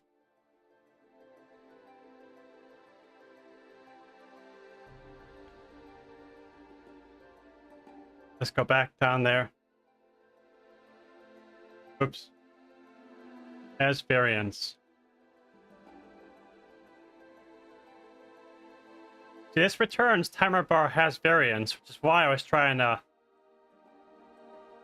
make sure that's set to false.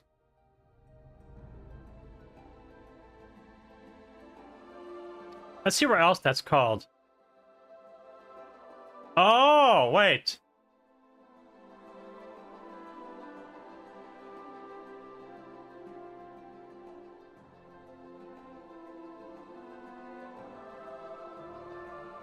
That's it. I see where it is. Here. This won't fix it because it's still inheriting it from previous value.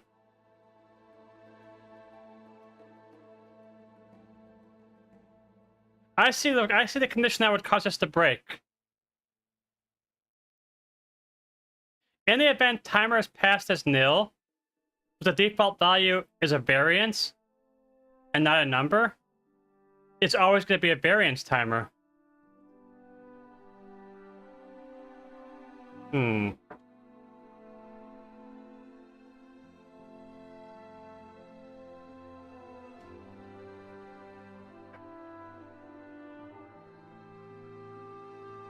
Well, no, because it would still fix. I don't know.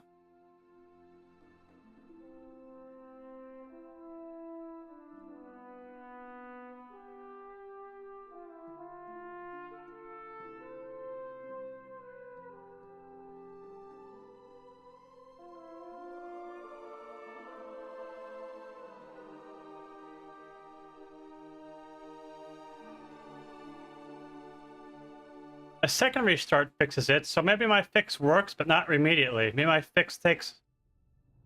I had to look into this. I don't understand where, I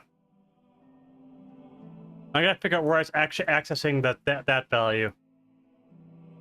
It accesses it here, and here, and that's it. So basically, it uses it in this function only. Now, where's this function called? It's called here.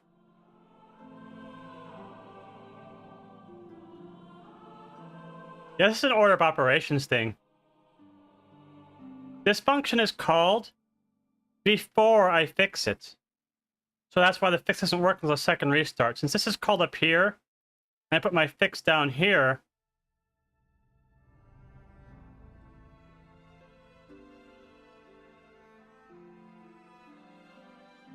I see where the problem. My fix is on the right track. It's just not in the right place.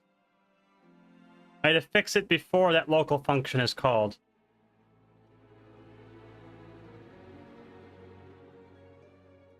Well, no, wait, because this function's called here. And now you check the local variable here, so that should have fixed it. I was swapping this to local. That's not quite right. That should have fixed it automatically as soon as I changed this from bar has variance to just the local variable, which is actually live data.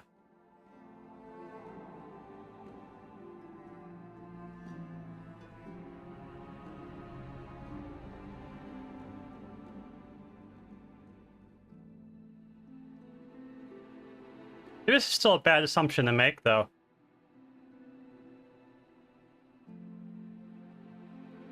Not timer and has variance. assumes that it's a variance timer.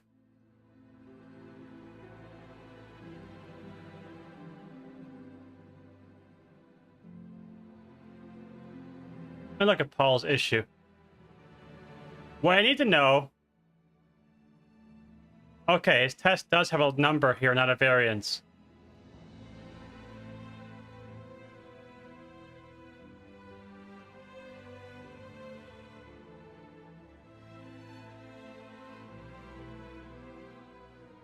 Yeah, it's still... So basically, it's still inheriting the delta. Because the delta between these two would be 10. So it would take the 50, but insert the 10 delta. So again, it feels like the problem...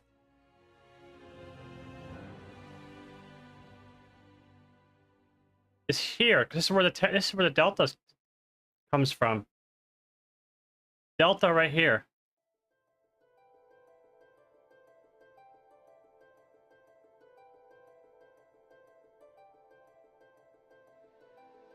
See, looks like the bug would be here, but again, I swapped this to the local variable here. So it should be using bar timer, and it should be ignoring this. Timer minus... Where's this accessed? Delta, delta, again. Ah, here.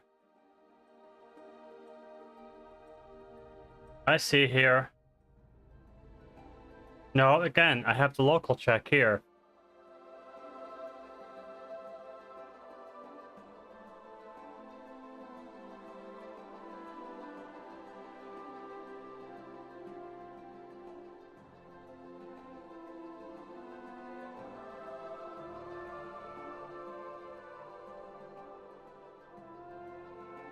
I'm gonna check. Where else is this variable accessed? Somewhere else. Let's check here. It's used here.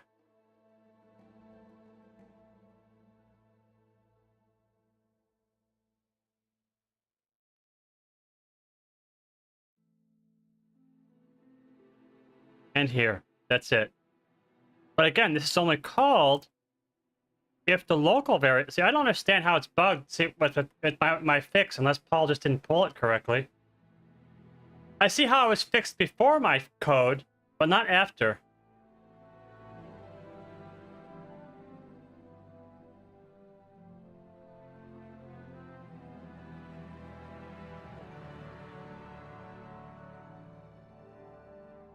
I see exactly why the bug he describes it happened before my fix. I just don't see how it happened after.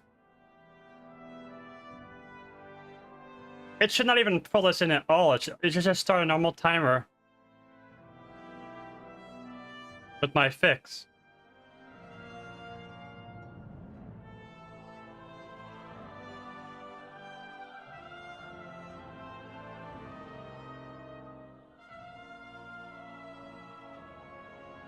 Let's scan for any variance variables that I'm just overlooking.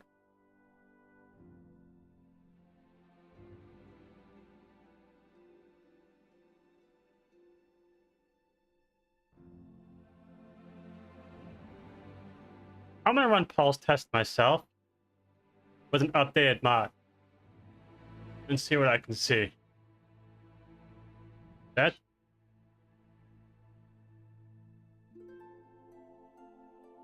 By now it should be on curse for it. So I don't have to do any heavy work to put it in there. I just gotta update it. I pushed that a while ago.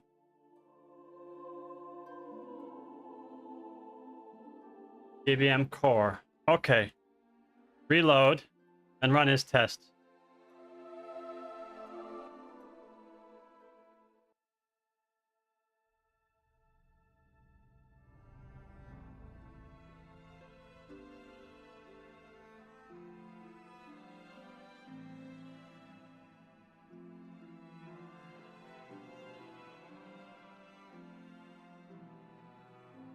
Okay.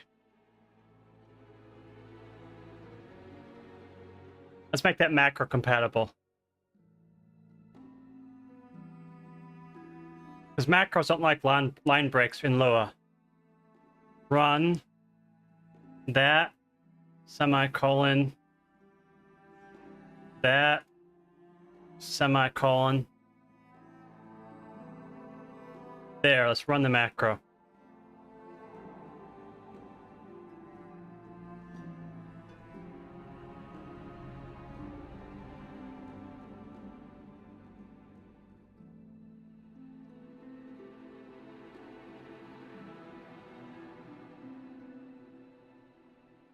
Okay. Now let's double check to actually see if what I have in my code. When I pull up CurseForge, I mean, if it actually has my attempt at fixing it present or not. I'm gonna add some debug prints in there too, just to see where the code execution is going wrong. Oops, I don't need core. That's not what I need.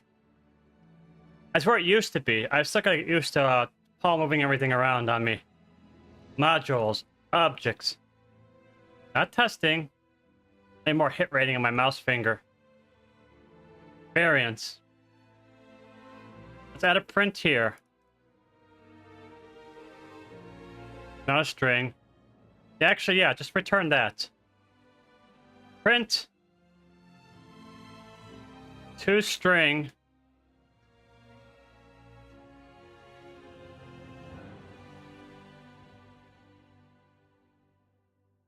I'll start with that.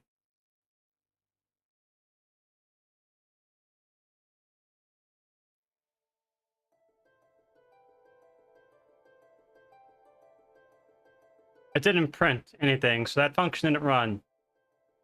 This didn't run at all. Which means my code correction that caused this to run is working. Now let's do something. I need to do some debugging here.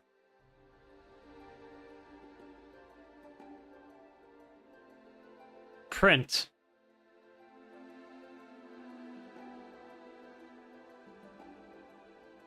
Well, I don't really know what Copilot was trying to fill in there. Let's not do that. Print ToString all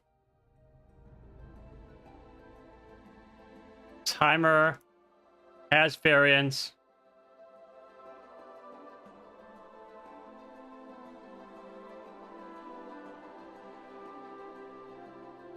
Let's do that.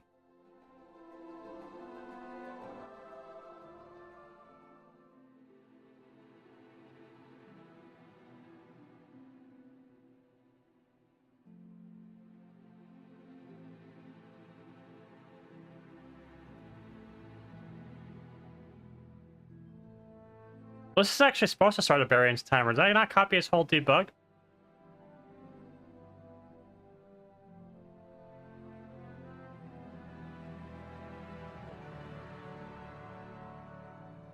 Oh, I see what...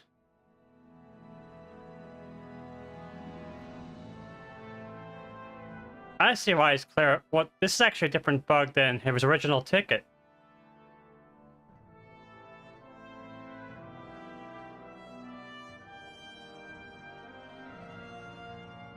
It's two different bugs.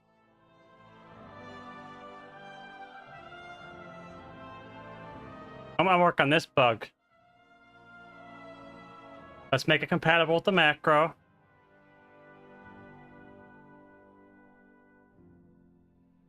Semicolon.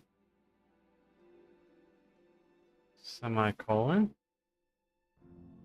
Semicolon. Okay. Let's see what this starts. Oh, I gotta reload because I'm in debug mode, so it's gonna keep timers forever. Lua error. What did I fuck up? How did I manage to scrub a macro so simple? Does there have to be a space between the semicolon?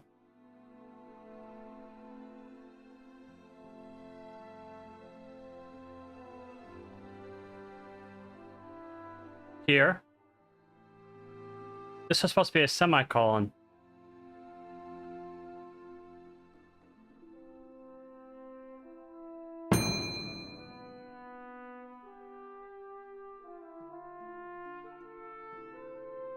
Yeah, I started a regular timer with a variance window on it. There's not supposed to be a variance window.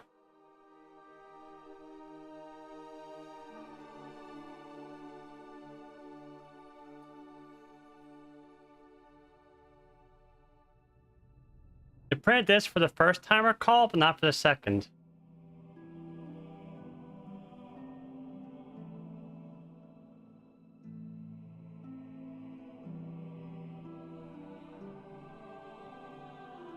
So let's, I have to add another print in here.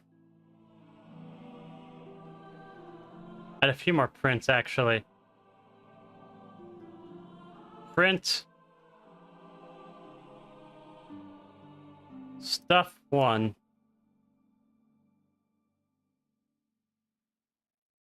Print. Stuff 2.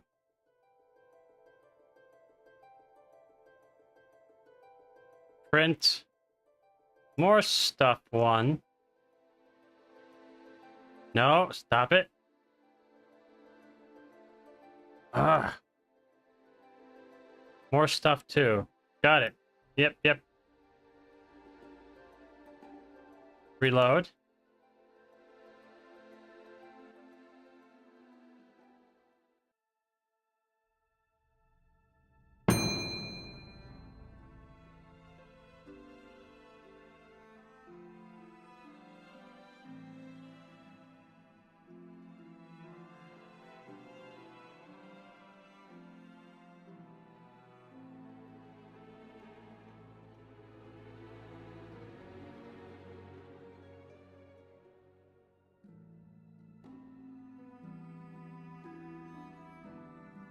Something is odd about that debug.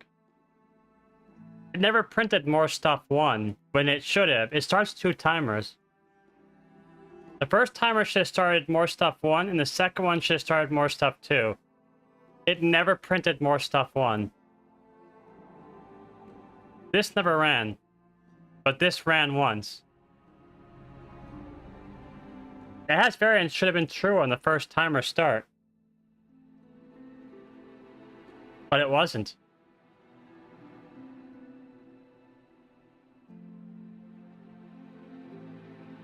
It's supposed to only start 1 timer because the second timer overwrites the first timer. But they should both execute code. It'll execute both timers, but it will recycle the first timer with the second call. That's what DBM core is coded to do. And what the bug is that when a timer overrides a previous timer, it's inheriting stuff from the previous timer it's not supposed to inherit. That's the bug. Basically, it's trying to replace a variance timer with a non-variance timer, and it's becoming a variance timer too.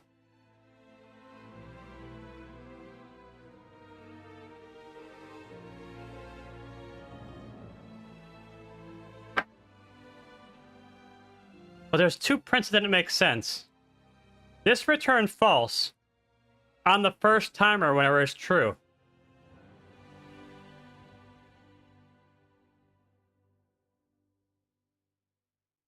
This should never have been false.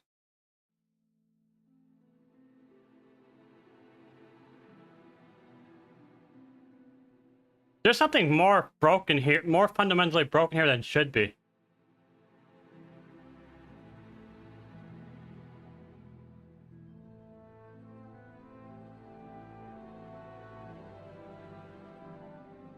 Oh wait, no, I see the problem.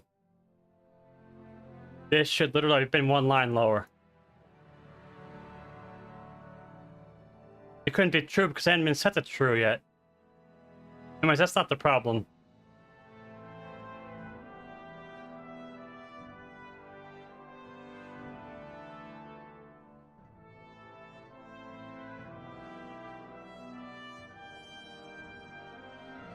It's not a count timer, so it didn't run that code path. It ran this code path.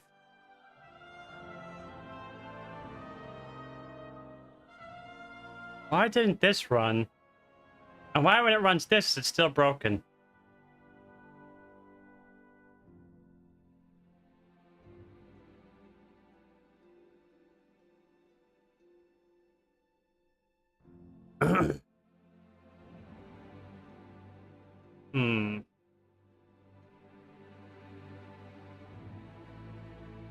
Not even a debug makes sense, because still, this code should have run at the first start, and this does run on the second start.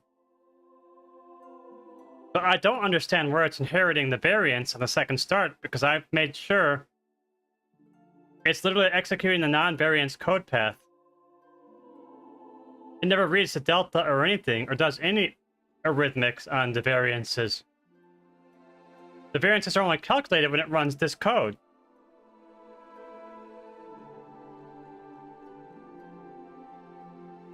So I have no idea what's going on.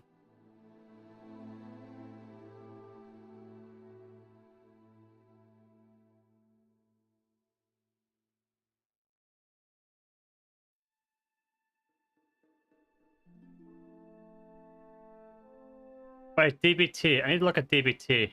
Actually, I need to look there.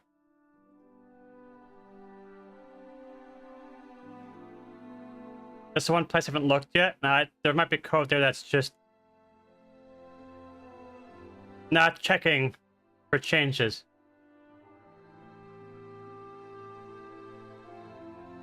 Basically, yeah. It's not being reset, even though I'm literally manually resetting it right here in the start call. I gotta look in DBT now. The bug must be here. Let's make sure this stays open before I go here. Variance.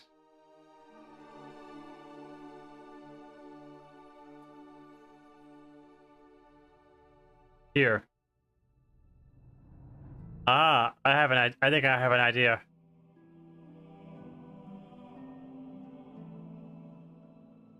Once it creates the frame, I already know where the bug is. I can see where this would go wrong. Because it already created the texture, so when it recycles the frame, the texture is there whether the texture is representing the data or not. So I need to call hide on these. If has variance is false, I need to call hide on these.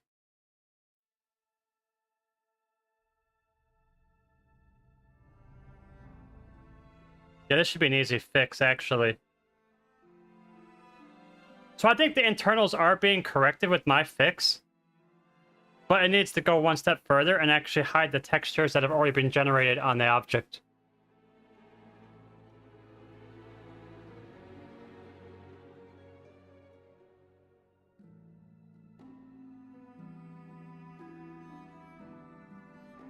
Parse timer, okay. What's this function do? It's up here.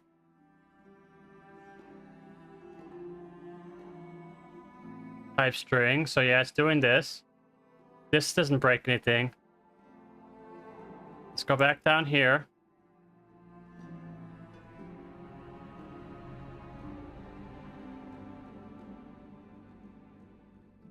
New bar update. Apply style is called. Apply style is a good place to fix the problem. That's the place where it would update all the stuff that's visible. Spark, set alpha, etc. Okay, yeah. This is perfect. I can fix it right here because I got all the. I already have the frame stuff.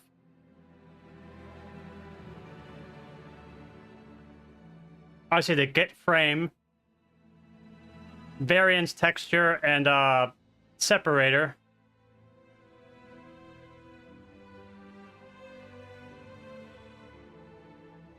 Bar, set size, bar. So I get the value of bar somewhere in here. No, it's bar prototypes. I only need the frame name bar. Okay.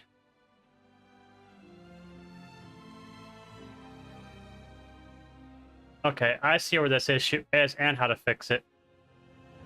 Let's just get the name of the texture, variance textures. Here. I need that name. And that name. Hey, you stupid fuck. Put that in the clipboard, not X. I don't know where you got the X from. Okay. Apply style. Let's get back to that function.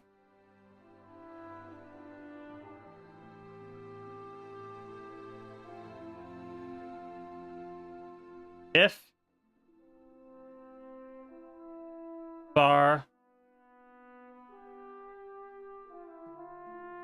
If not, bar has variance. Oh, wait. Copilot, you knew where I was. You knew what I was doing almost immediately. Bravo! Copilot actually figured this shit out. Sometimes Copilot isn't dumb.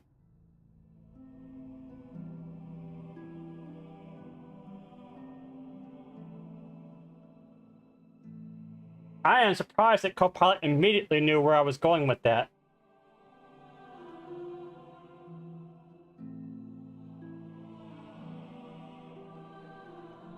I might put a show in here too.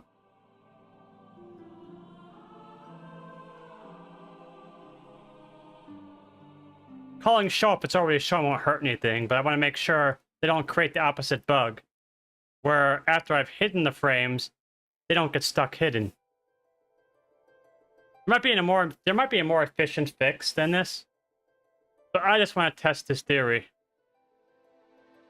But anyways, I gotta test it locally.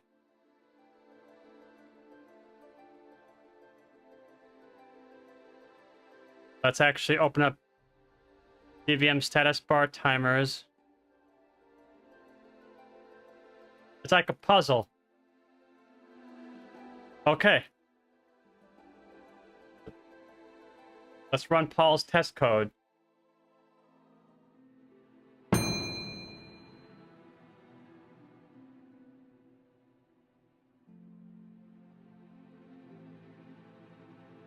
It didn't fix anything. Let's run it again. Didn't do anything when I ran it again.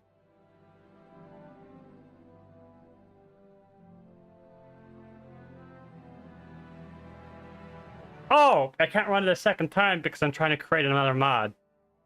I need a second script for doing it a second time.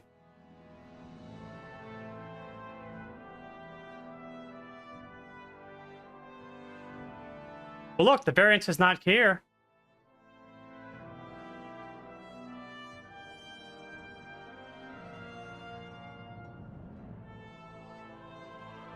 The fix did work, but the fix didn't run on timer start.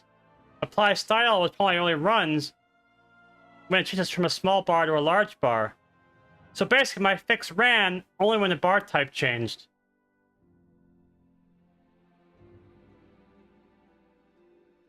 Yeah, apply style runs an animation in large. Where else does apply style run?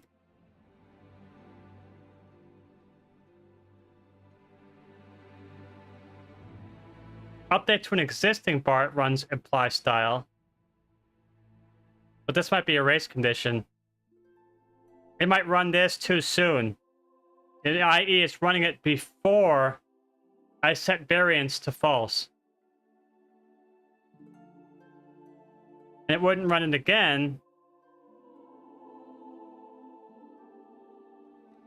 Okay, it runs on create bar.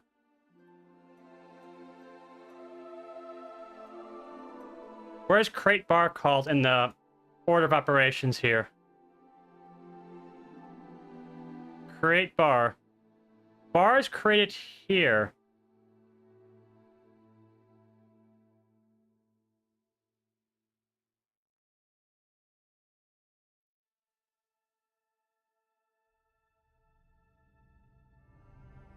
This is before I fix it. I think. Yeah, I fix it down here. Because bar doesn't exist before I create it. So it's created before... I know how to fix this.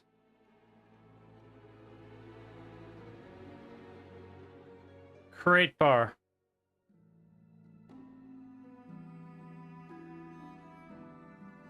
It's going to require more... No. Create bar.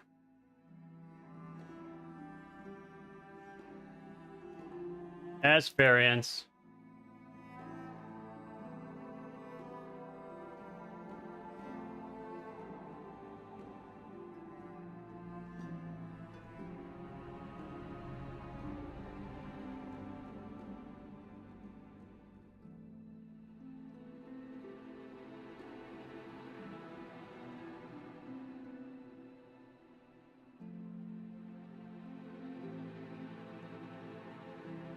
Oh, it's all. See, he always tries to fix it here.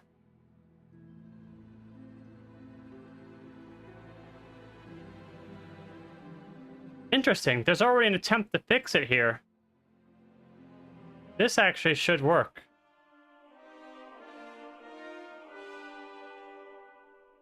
Local. Timer. Variance min timer. So I don't need to do this. I just need to figure out why this fix isn't working. Let's go back to parse timer and figure out why this is...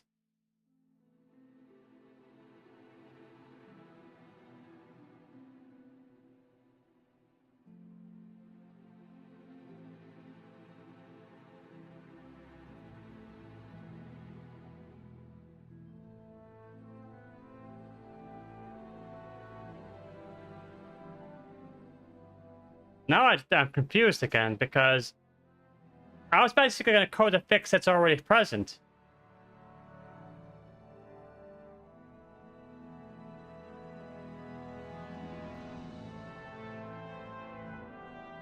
Oh, he only fixes it here. He doesn't fix it here. Again, so that's why when Paul says when he calls stop, it works because stop fixes it because it would create a new bar. Recycling bar never, ever, ever, ever or updates. Yeah, I got it.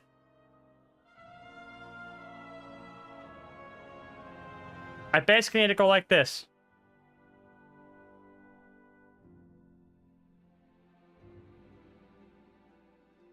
Same as a new bar, I have to reset the variance conditions here on a recycled bar before apply style is called.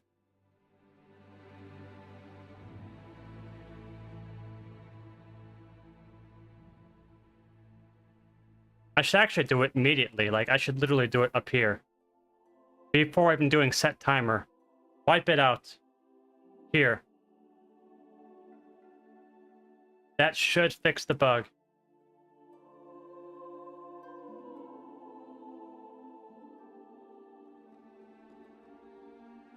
Now let's run Paul's script and see what happens. Bug fixed. No variance timer.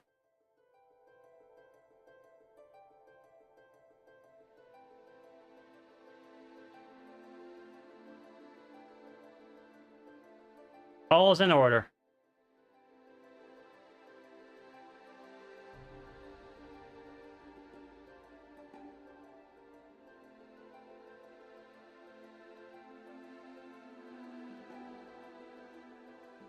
I can do the reverse.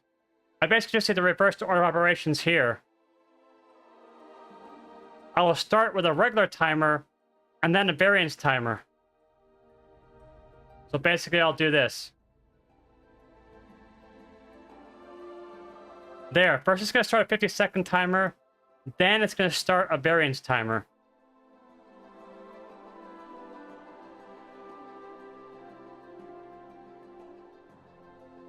I don't know why it kept the timer. I do know why it kept the timer. Okay, I need to fix that too. That's another thing I gotta fix. Small bug, but I need to fix that too. That's to do with the keep hack that I have up here. Keep.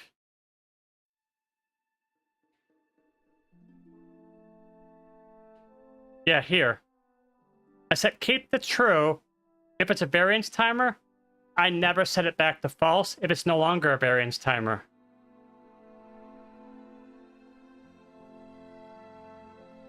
I could do this. I could fix this cleaner. Let's put this hack down here.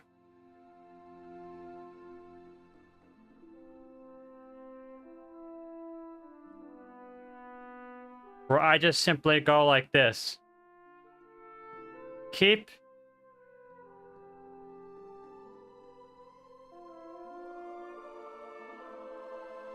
That way, the value of keep is only set to true if it's still a variance timer, and false if it isn't.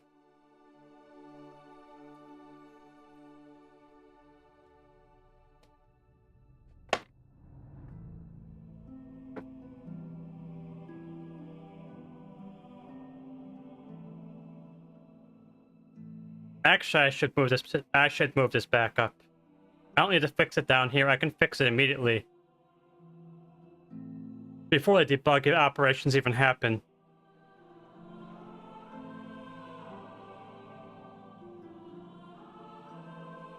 I actually just fix it here. So that would fix that minor bug too. But anyways, I wanted to run the inverse. Make sure there's no regression. Reload.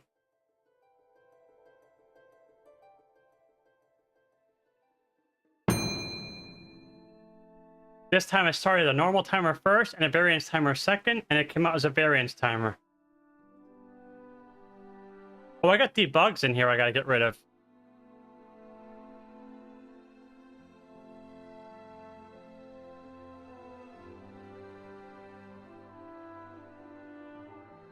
In any case, let's do a code review here.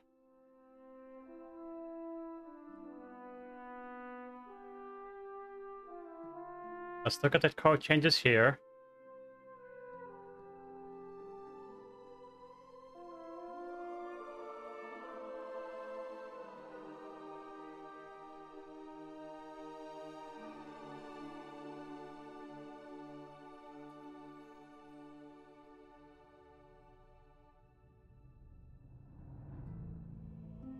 DVT updates.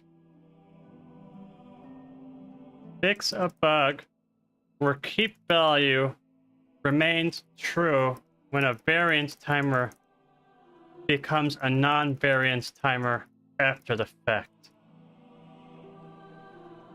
Fix a bug where a restarted variance timer that becomes non-variance but still show variance textures.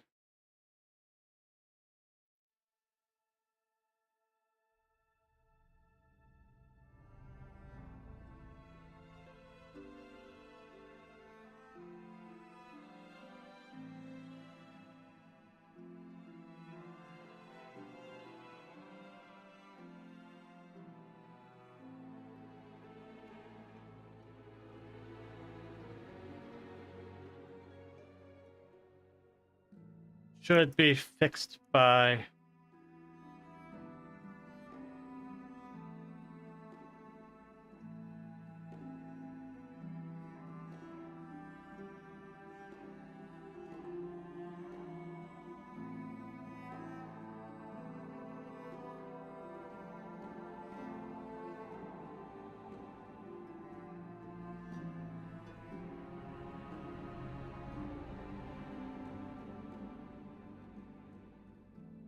And hello, Liquidor. Sorry, I was in hyper-focus mode. I had a very fun troubleshooting moment.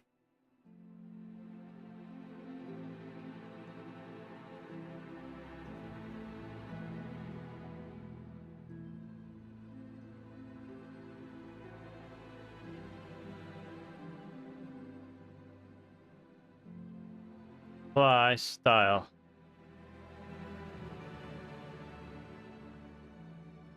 Artemis would be proud if she was still watching.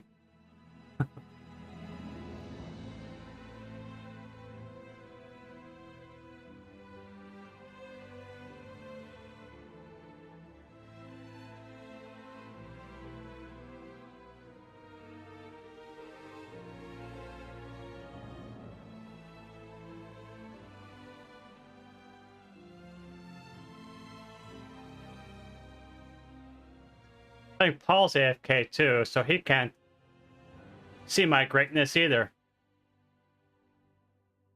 People missing out on my awesomeness.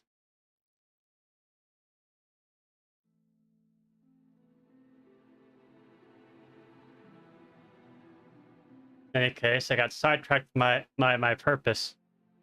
But fixing variance timers was important. That's a big deal for Classic, especially.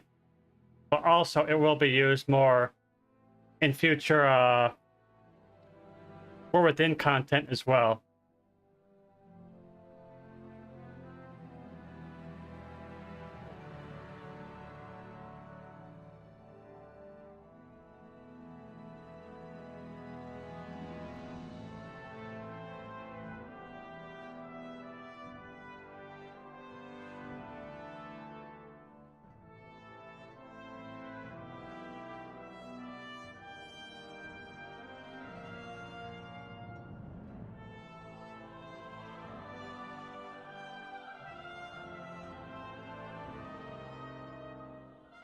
It's weird that they're up values. I don't know if there's a value to that.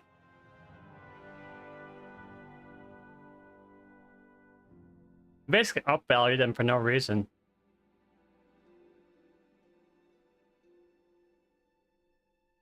It makes it looks cleaner down here, but by adding extra lines of code up here.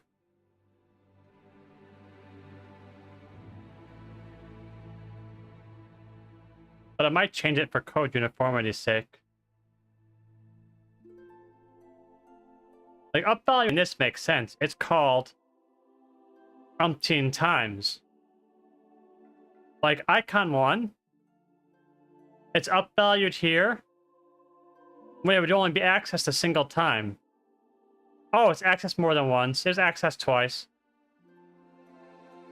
Okay. Well, if it's accessed twice, maybe. But still, I don't really think there's a huge gain to it. But there'd be 0 gain if it was only accessed once.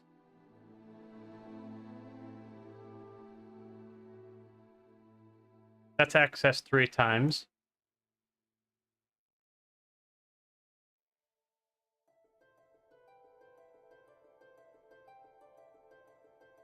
This is definitely only accessed once. When you see 2 calls, but it would only be accessed once within the call. So there's definitely no reason to up value that.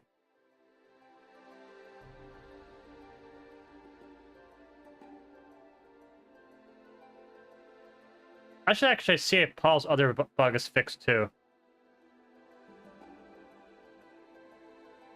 Let's go back to the ticket tracker.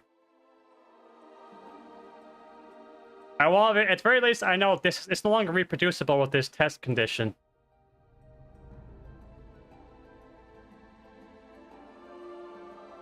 This one.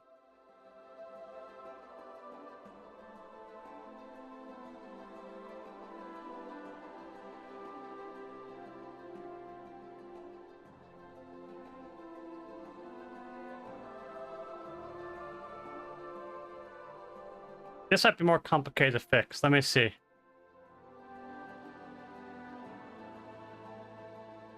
Oh, I already made that one a macro. Okay. Let's run this code. Oh, I can't. The mod already exists. Okay. Run this code. Right here, it's going to get to here, try to enlarge again. Yeah, I see. See, that's where it breaks. I haven't fixed that bug yet.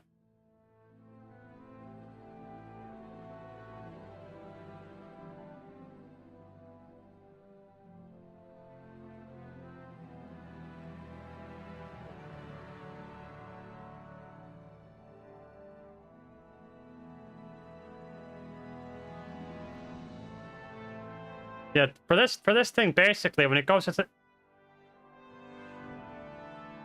and because it started enlarged, it shouldn't have tried to enlarge it again.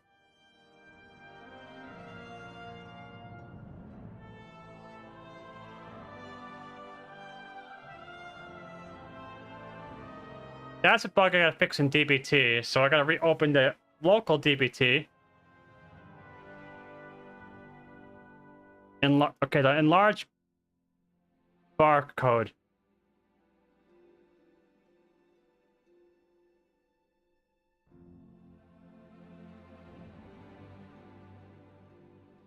There's a timer. Let's task create. No, I'm looking for update bar. Set variance. No. No, I'm looking for.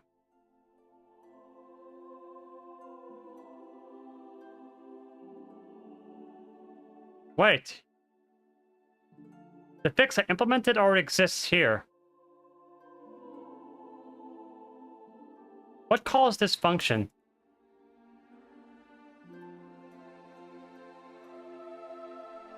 Is it called an apply style? This is already called an apply style, so this fix shouldn't have been needed.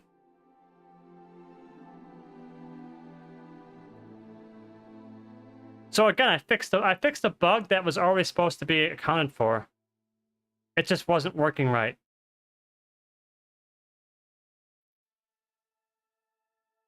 Because it already has a if variance here, do this, else here. Oh, fuck. I did fix the bug, but that doesn't explain why the bug existed in the first place. Because this code does run in apply style.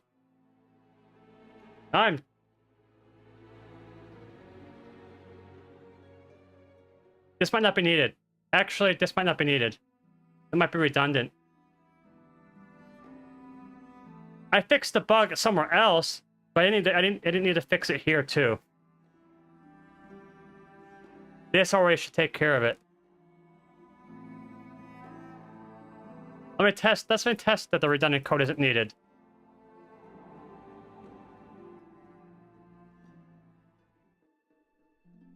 Let's run this again. No, this one. Yeah.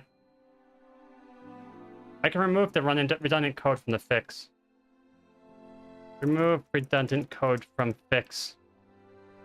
Set variance already had that existing code. It just wasn't working on recycled bars, which I also fixed in last push.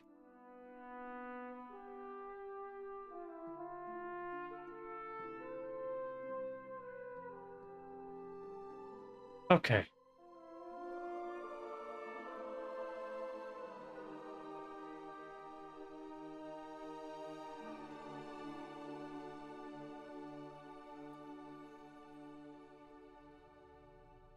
Now I need to find the enlarge.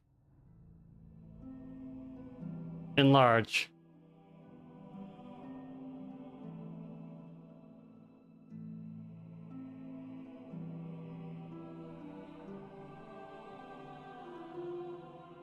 Where's the bar that moves next position?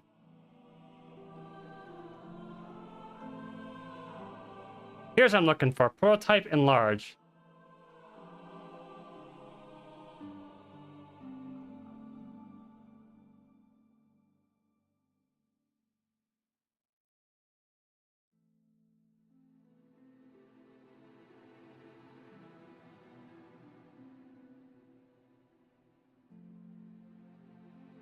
Okay, where does that get set to true?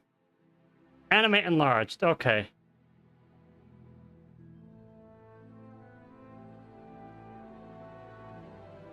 Now I have to figure out where this is called.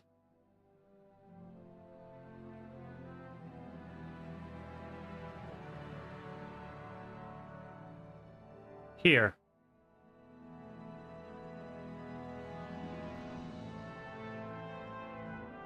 Where is this set?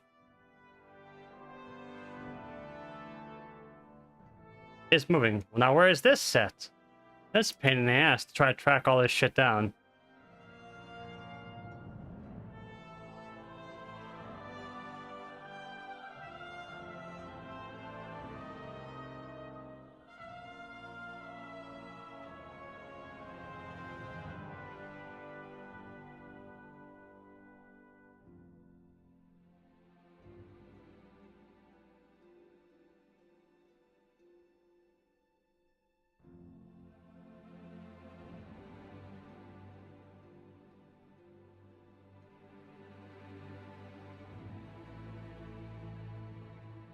I find a code that's... I'm looking for a specific code, I'm just not seeing it. I'm kind of blind. Here.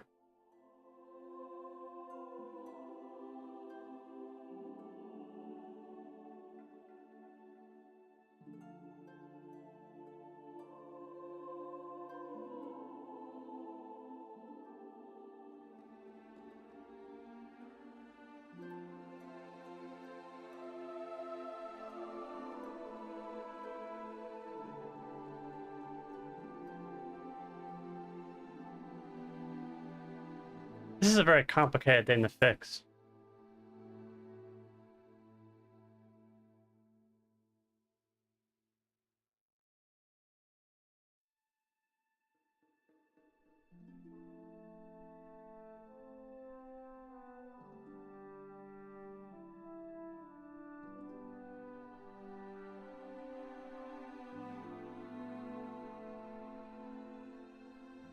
See, I'm trying to solve why it enlarges twice. Because once it enlarges, it shouldn't try to enlarge it again. But there's already a check here that says not enlarged.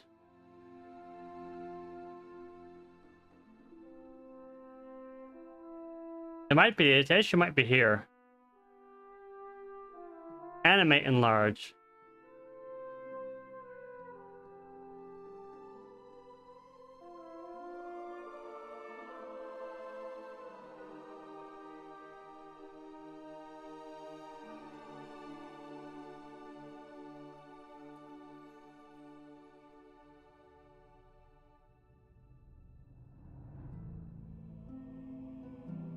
Also, apply style would break it too, because apply style checks again if something is I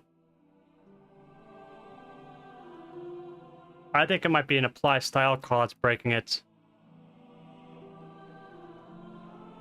Enlarge.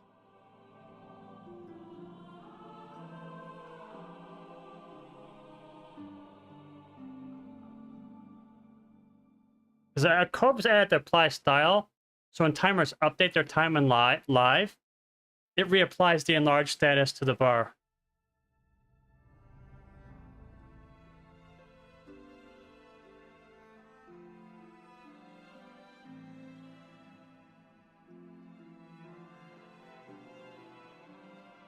Which is what it does right here, but I don't know if that's really what's causing the problem. Let's add a print here.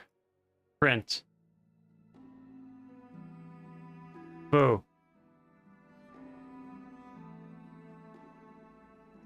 Print. Boo.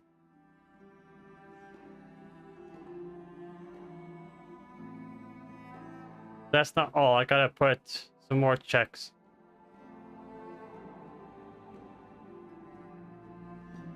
Enlarged. This is gonna take a while to find this bug.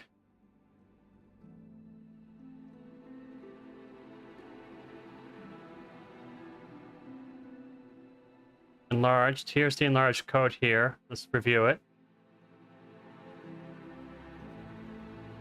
Let's add a print here so I can see where it's called. Enlarge is called.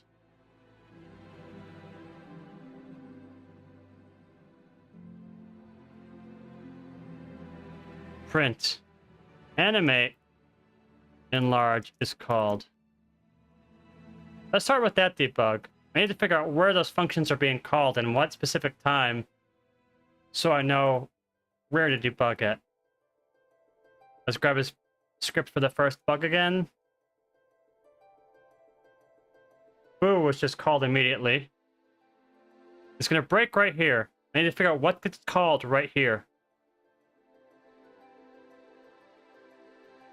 I don't know what got called. No prints went off there. It enlarged the second time and it shouldn't have. But it didn't print anything when it did, so I must have missed where it happened. Let's go to apply style.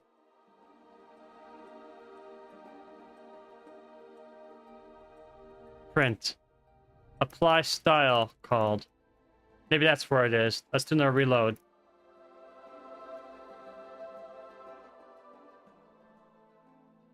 Okay. Apply style is call on creation. That's intended. What's getting called right here? Not apply style. I need to figure out what's being called when the bar hits 10 seconds, and then I will find the bug.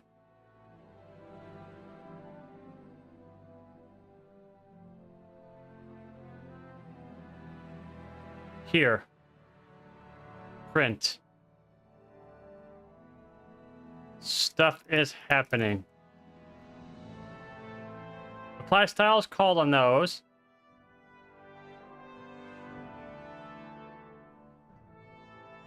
I'm actually puzzled.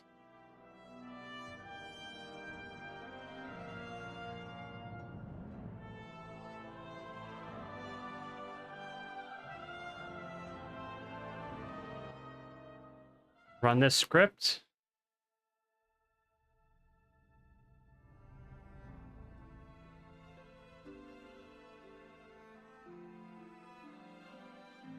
Nothing's printing when it's enlarging a second time.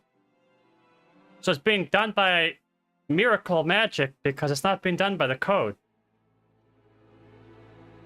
I literally put code in every place that the bar enlarges.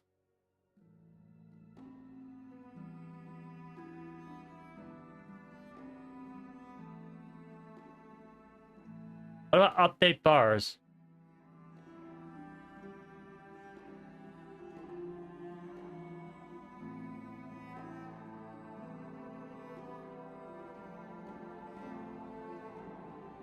This is the sorting code.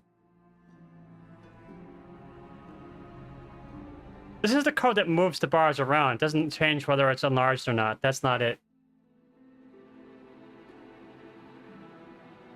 And I already took care of applied style. Like, I added print there already. So it can't be any function that's calling this. I would have seen the print.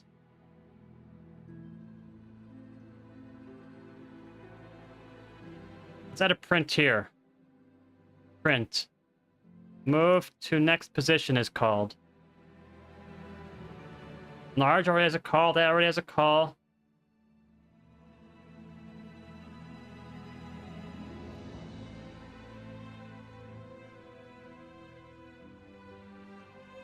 Print. Remove from list is called. Let's just print everywhere.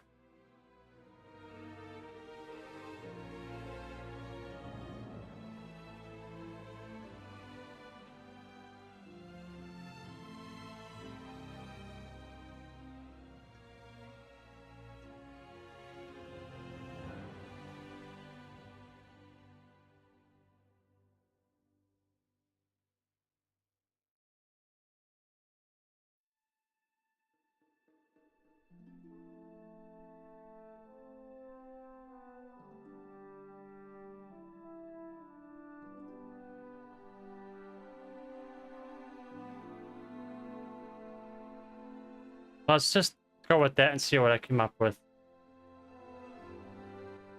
Let's run his script. All you need to do is get something to print when it gets here.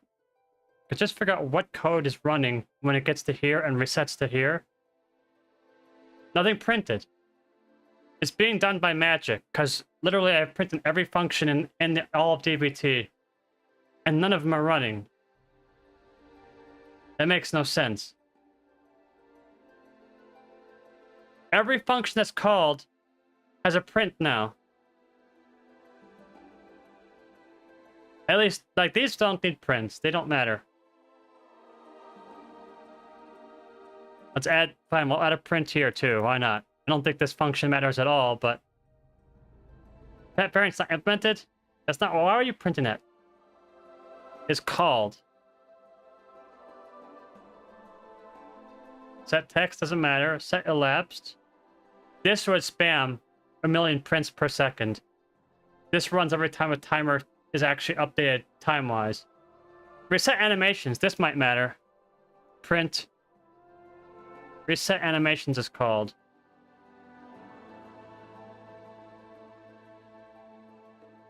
Reload. This is definitely a pain in the ass bug to try to track down. Literally, everything was colon start. But nothing, I mean nothing, is being called when it gets halfway and restarts. It's being restarted by magic. None of my prints went off when it restarted. But it just does not apply any logic whatsoever.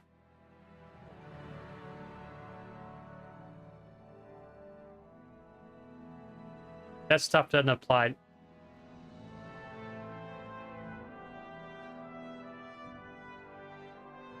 The bug has to be here in the update code. Or rather, set elapsed. It's not actually enlarging a second time. It's just changing set elapsed behavior.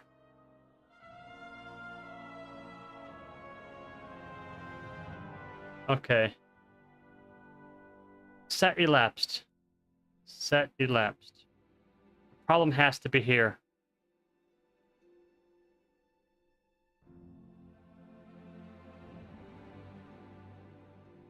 No, because I already have prints and reset animations.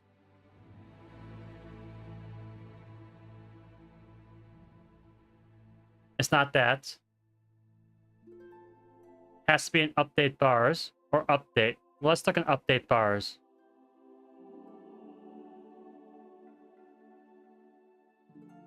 Let's add a print here. Eat. Shit. Are any of those happening?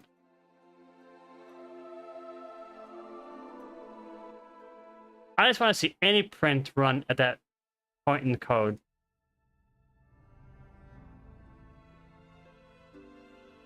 That's printing code every time, that's not useful. Well, that doesn't help me at all. That's printing every time, the timer updates. That's useless. This is run 60 times per second. So that having debug there is not useful in any meaningful manner.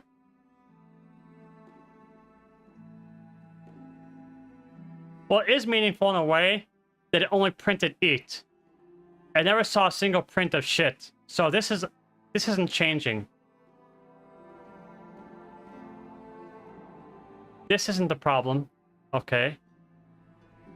Set elapsed. Okay, the problem is here.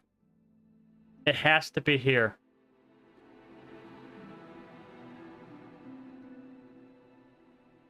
Here. The problem has to be here.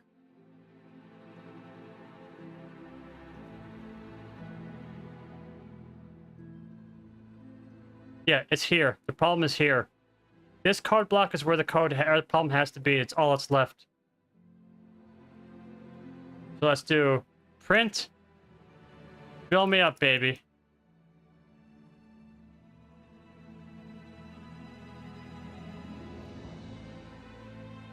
Unfill me, baby.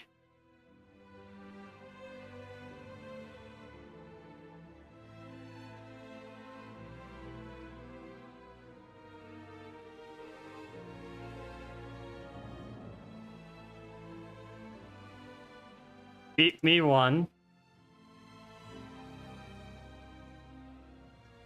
Beat me two. Okay. Reload.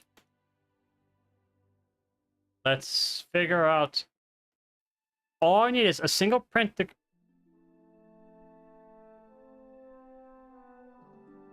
That's printing 60 times per second.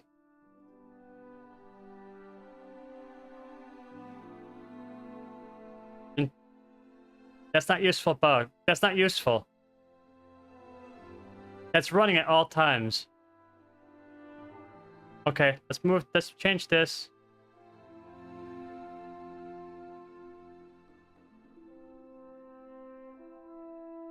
Well, actually, that might have been useful. I need to do that again.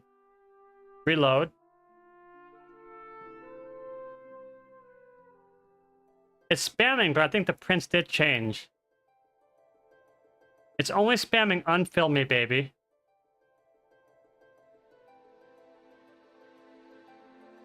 Then right here, it starts spamming eat me too. So it's running this code path,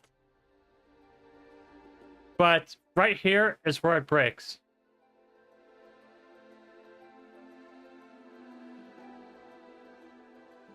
Okay, I see.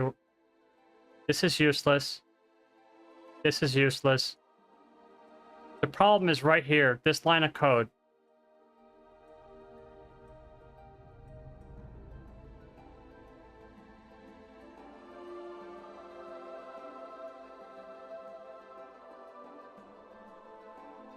Okay.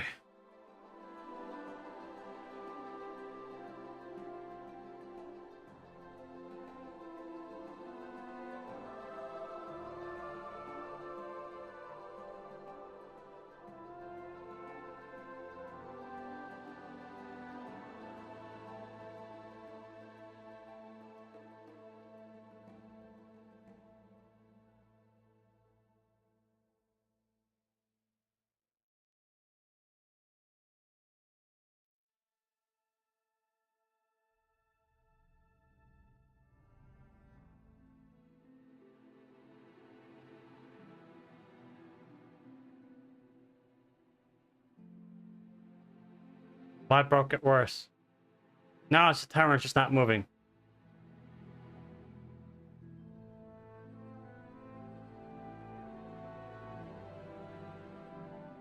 Okay, I think okay.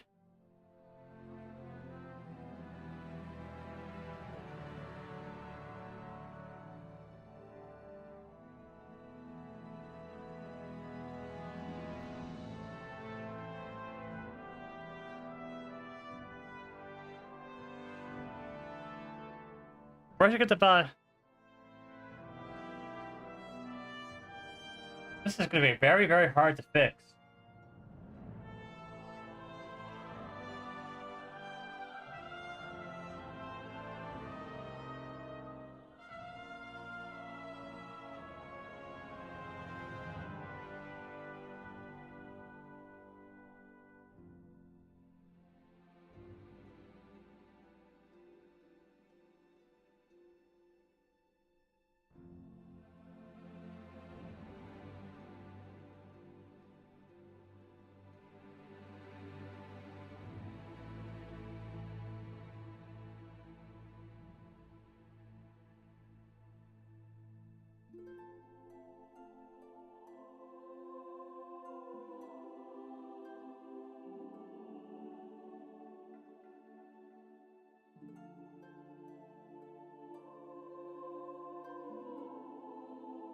I know that if the bug is occurring in this code block, and I have no remote idea how to fix it. I can't even think about how to fix it. Because any fix I think of will just invert the problem. Instead of only working when it's above 10 seconds, it'll only work when it's below 10 seconds. I can't make it work when it's above and below. That's what I'm struggling with trying to figure out.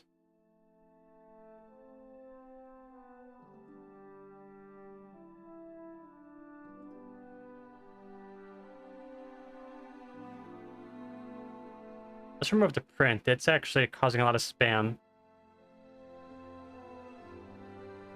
Well, no, I do need 2 prints here. I need to figure out what's going on here.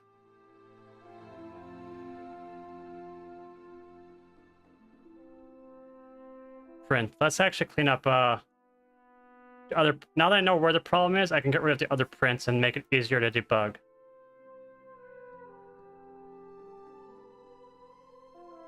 Make it less noisy.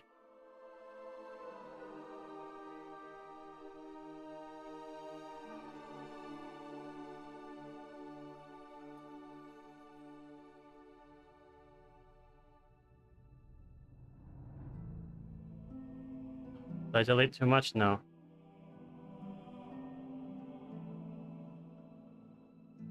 Okay, I got rid of all the prints I don't need. Let's clean it up.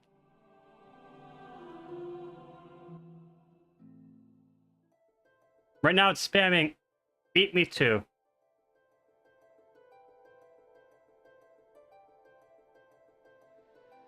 Now it's spamming Eat Me One.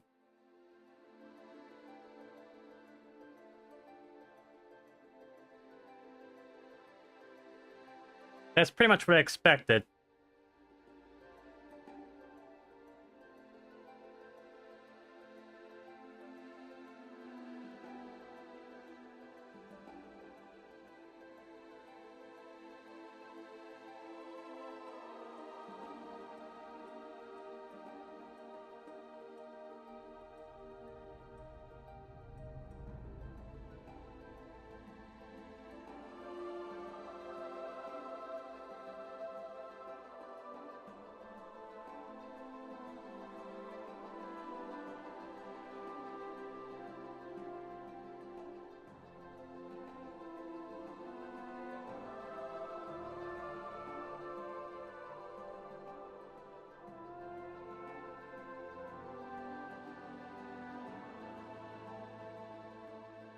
Here, maybe.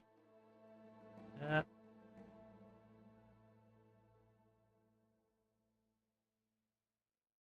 I tried that already. I tried to change it to this, and it broke.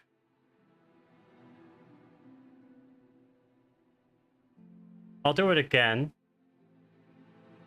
and see what happens. But I think that just absolutely fucking breaks it.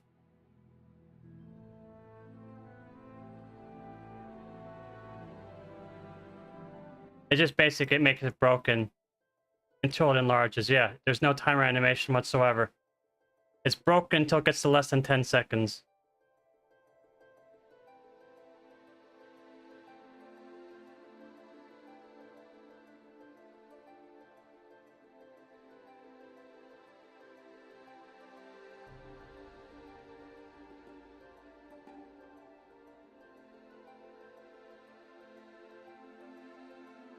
What if I put this here instead? Don't know if that'll do it.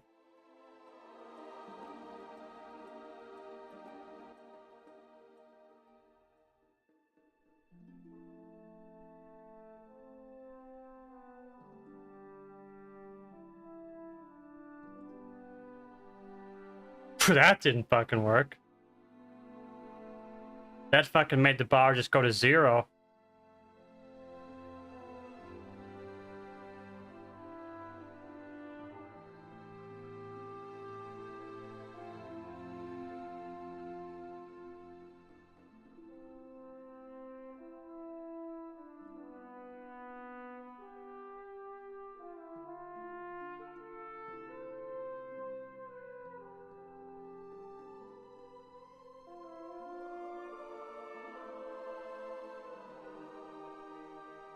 I basically just need to always do this for a variance. Maybe I just need to just say if it's a variance timer, then just fucking run the second code path at all times. No, because I think it might start enlarged and always be enlarged.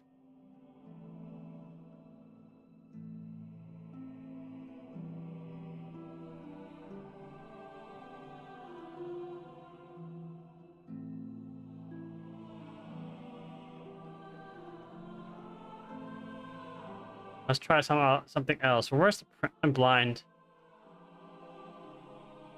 And not...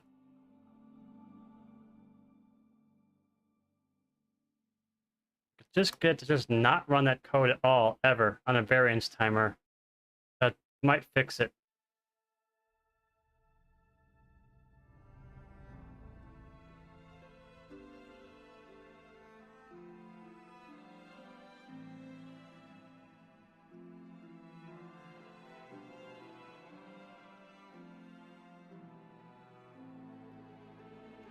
That fixed it, but does it cause any regressions? I don't know.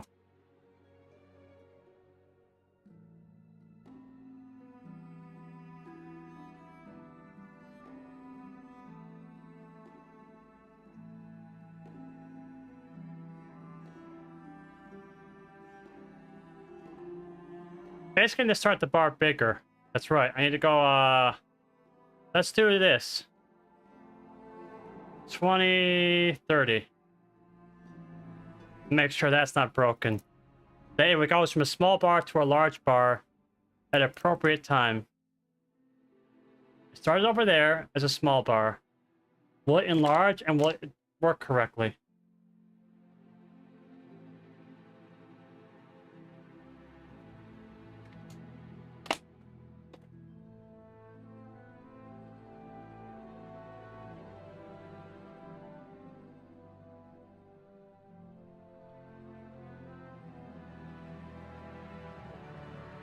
Not sure. I don't think it enlarged at the right time, but the animation wasn't broken. It should have enlarged at 11 seconds left on the minimum variation.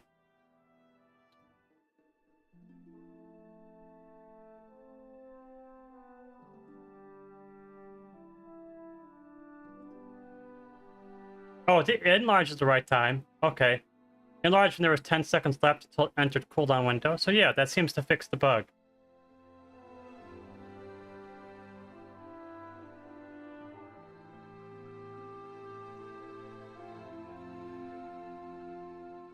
I had to fix it in both places, though.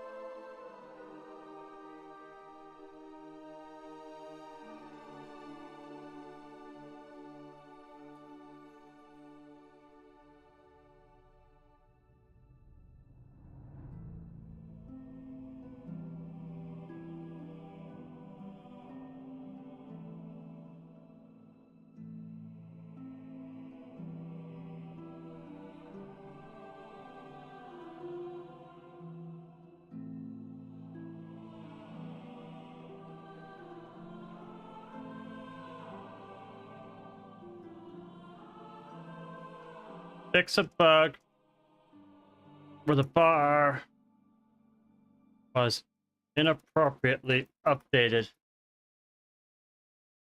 Sub 10 seconds when it was already large beforehand in a variance timer. I'm not sure I'm wording that very tactfully, but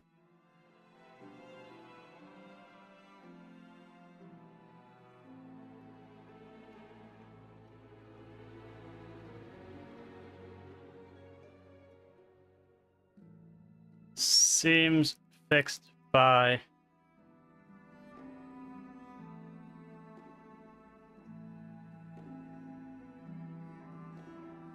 okay. Both Paul bugs fixed by at least oh.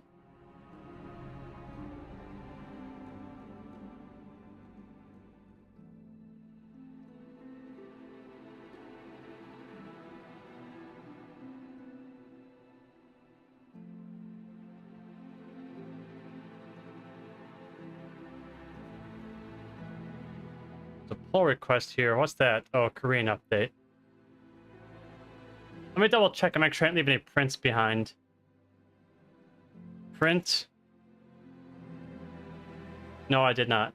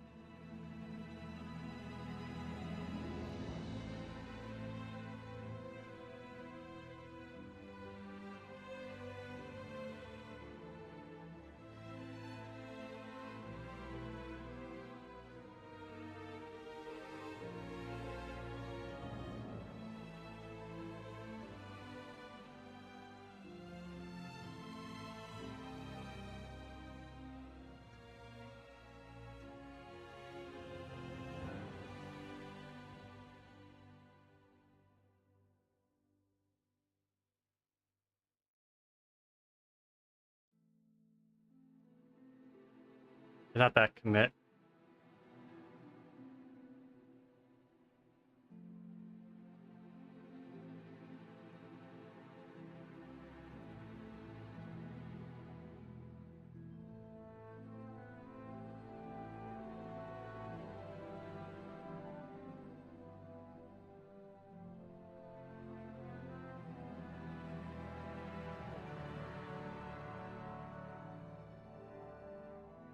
In any case, the bugs are fixed. I'll merge this Korean update.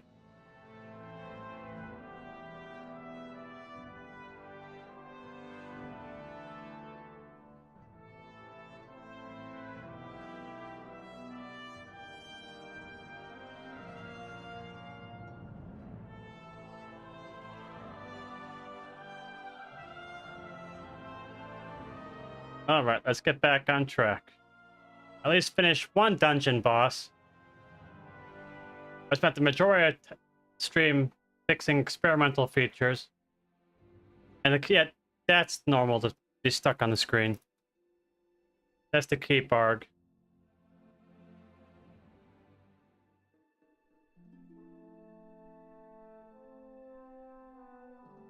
Looks like Paul's back from AFK. I don't know what he's doing.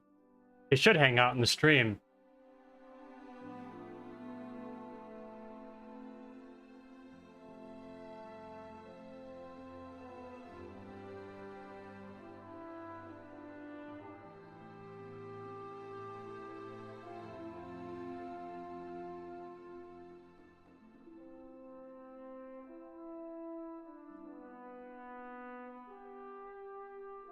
Okay.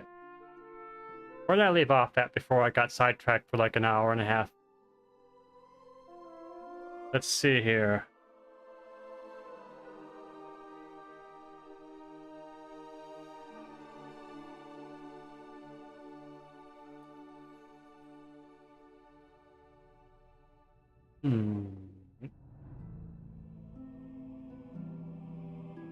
Oh, I remember I was going to add the debuff.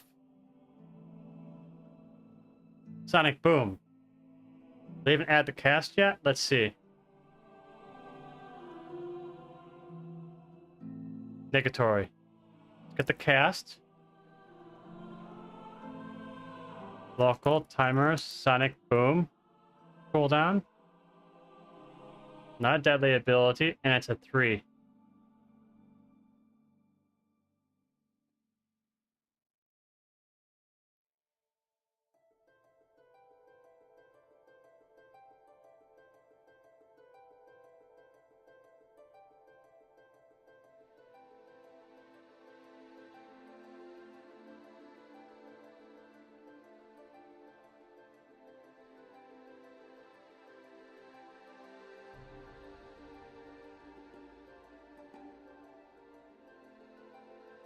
Sonic Boom is going to need a chat bubble and a personal alert as well. Let's get that done.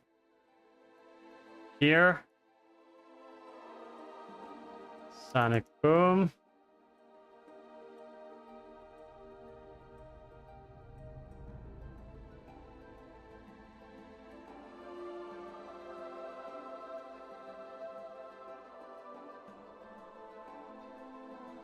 I might go to custom audio. But I gotta actually see here. To do. Add custom audio for Sonic Boom that says get behind object name. Right now it doesn't, I don't know what the object name is yet, so I can't give it context. Like it says obstacle. I'm not gonna say obstacle in text to speech. I'm gonna do the encounter at least once, see what their actual obstacles are, and then use the actual obstacle name before I give it a custom voice. It's going to use a temporary voice to target you for now.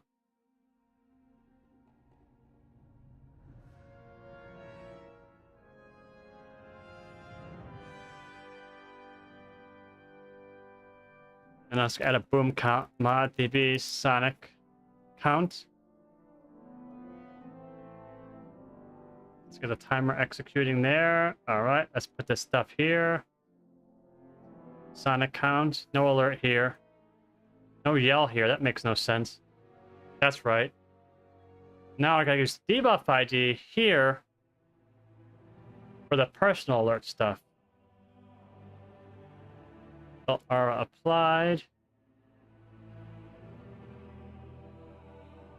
If args is player, else, yeah, it knows what I'm doing.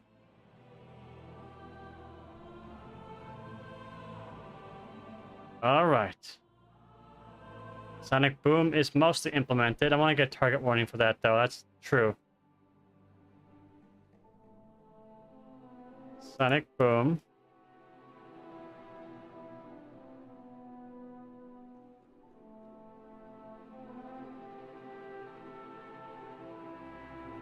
Excellent. Now the target warning stuff is implemented.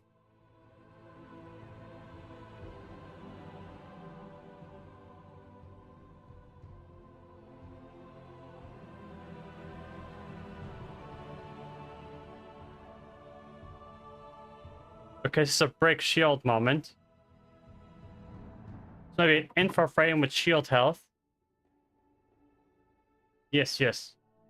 A lot of effort for the first boss of a dungeon. This boss should be a little easier, maybe. Never mind, it's 2 bosses. They have a shared health pool.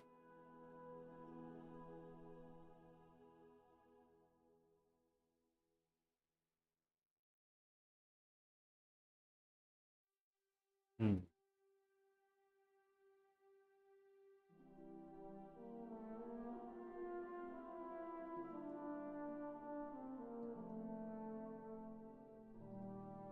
Let's finish this boss first.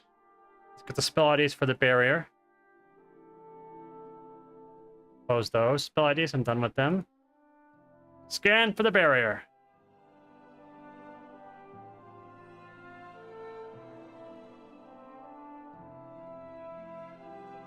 Okay, one of them's gonna be the cast.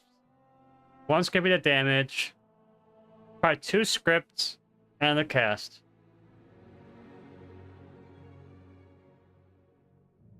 That looks at the damage ID. School spell damage. That's not it. That's a script. That's a script. That's a script. That's the absorb amount and the cast. So we're only going to be needing 1 ID.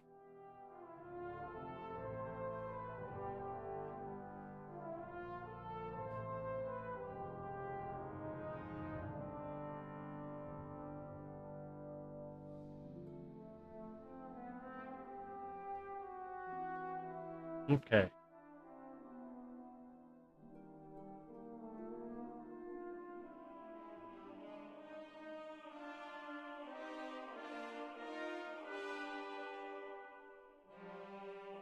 And I'm also going to need to redo the timers. I'm going to add a note here too. To do. See if timer is reset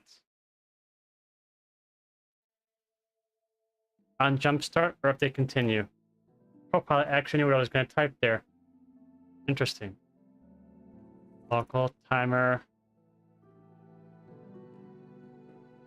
I'm just going to call it barrier.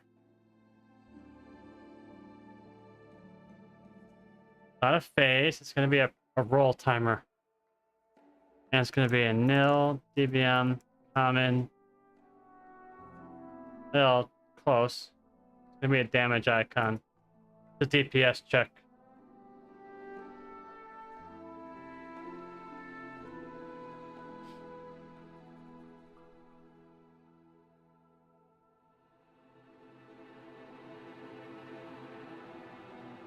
You know, what I'm probably going to do is actually assume the timers.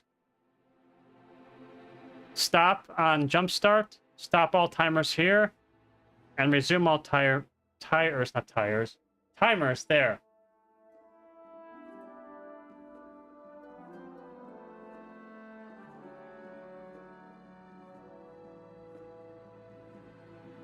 Okay, making progress here.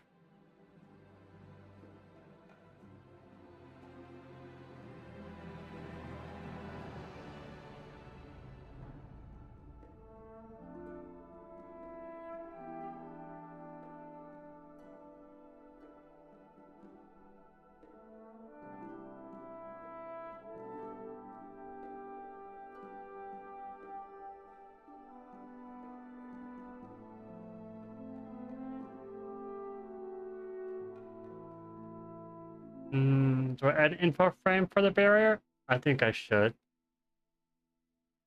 Let's see, like a good example from Dungeons. Absorb.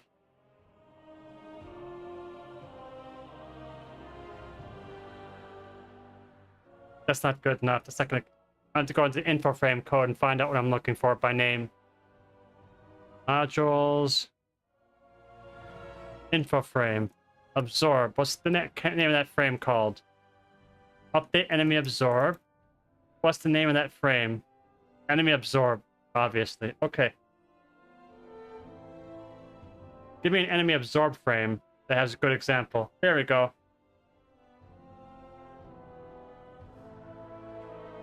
On combat end is going to be needed here, so let's do that.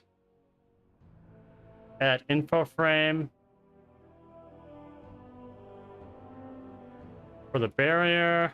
True.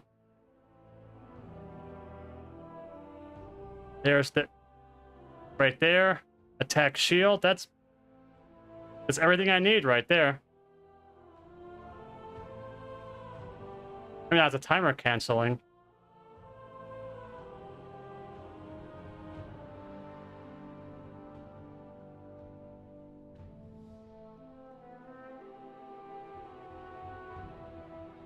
Else spell ID equals temporary.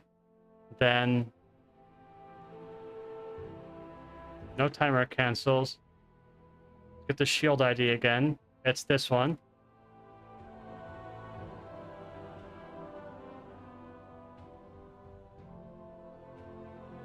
Spell are applied and remove will be used for this.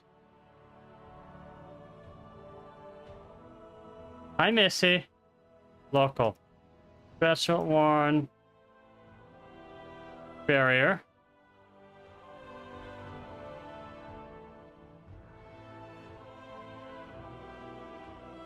What do I use for this one? Bulwark. Do I call it switch? No, I just call it spell. Let's do a count here. Swap the warning.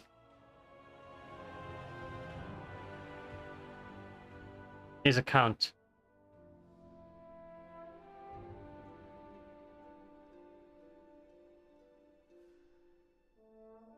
Barrier. Count.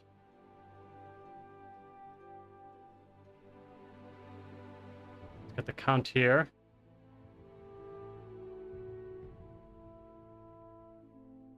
Missy, don't walk on this computer desk. No. No, no.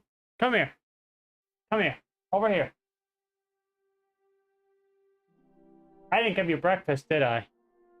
With all the family interruptions and stuff, you didn't get... And you hiding. I didn't give you breakfast. Or did I give you breakfast?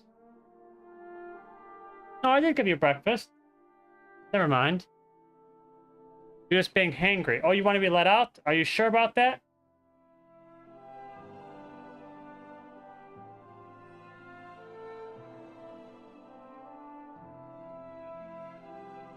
Come here. I know you're stressed out. This cat does not like company.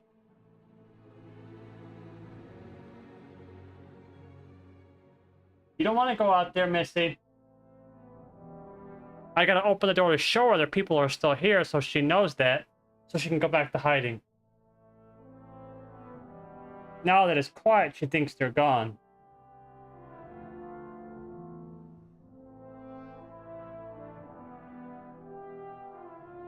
Okay. Barrier, attack shield.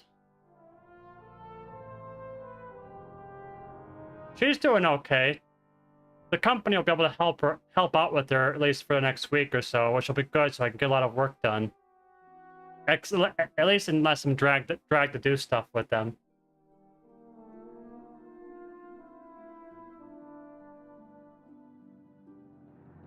Now the barrier timer needs to be started on the cast start, though.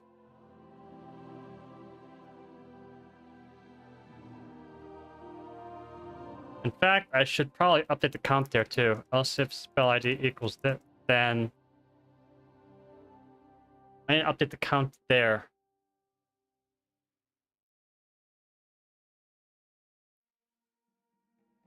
might actually put the alerts here too. I only put the info frame here. I gotta do the info frame again here. No set header, just hide.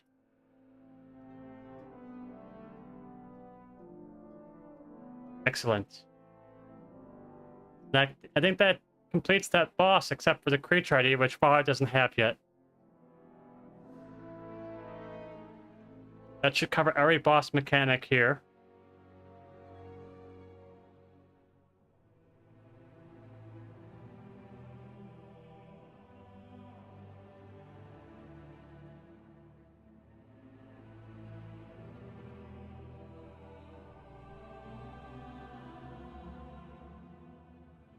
Okay. Preliminary Big Mama mod. Dry coded. Oh, not yet. It's not done. I forgot about one very important thing. For one, I forgot the barrier cooldown here. Two, I forgot to cancel the timers here. Stop timers. There, will that be enough to make Copilot know what I'm doing? Good. Sometimes Copilot will read the comments and be able to suggest code based on the comment above it.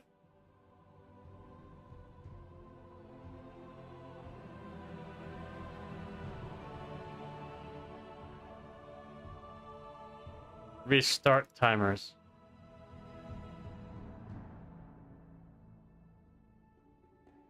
Good, Copilot. These should be 2 in terms of AI timers.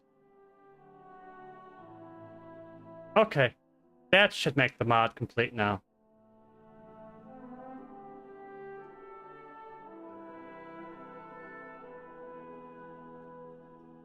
Alright. Dungeon's gonna be a lot of work because I have to add a trash module too. The amount of work for this patch is gonna be bigger than ever for a patch before. This is the first time I took a new dungeon and stuck it directly into the Mythic Plus pool. This doesn't give me time to like prepare the trash mod, you know, before it's Mythic Plus season. Then it's gonna open up and go straight into Mythic Plus testing.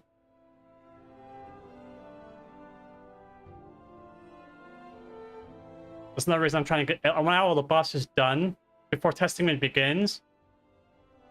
So more effort will go towards the trash modules that are the unknowns. It's not in the journal.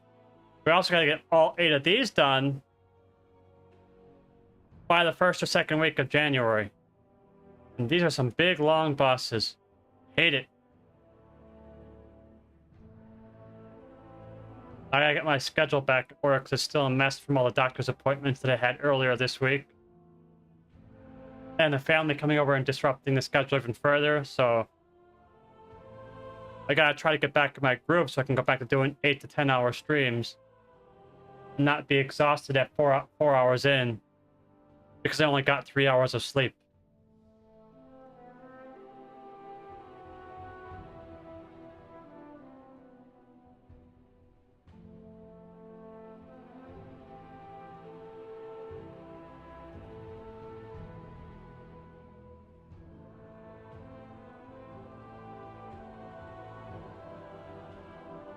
Like, I might take a break now, try to relax, maybe get a nap in, wake up, and then do another stream.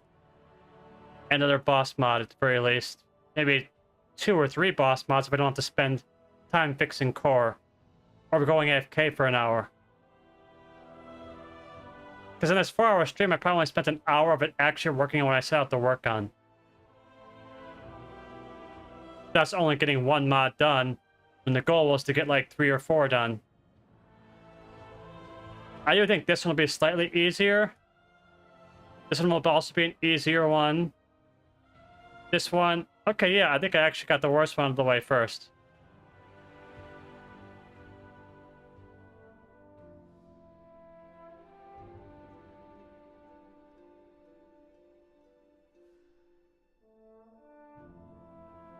Okay, I think I'm happy with that. Fixed some major bugs in core. Got 1 boss mod done. I'll get the rest done on a 2nd stream later, probably, after a nap. All is good. But with that, I shall end here. Let's see here. What's going on here?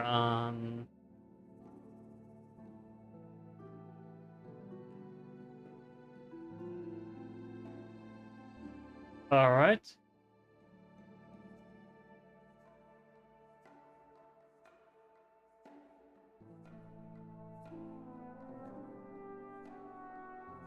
I don't really know, to be honest.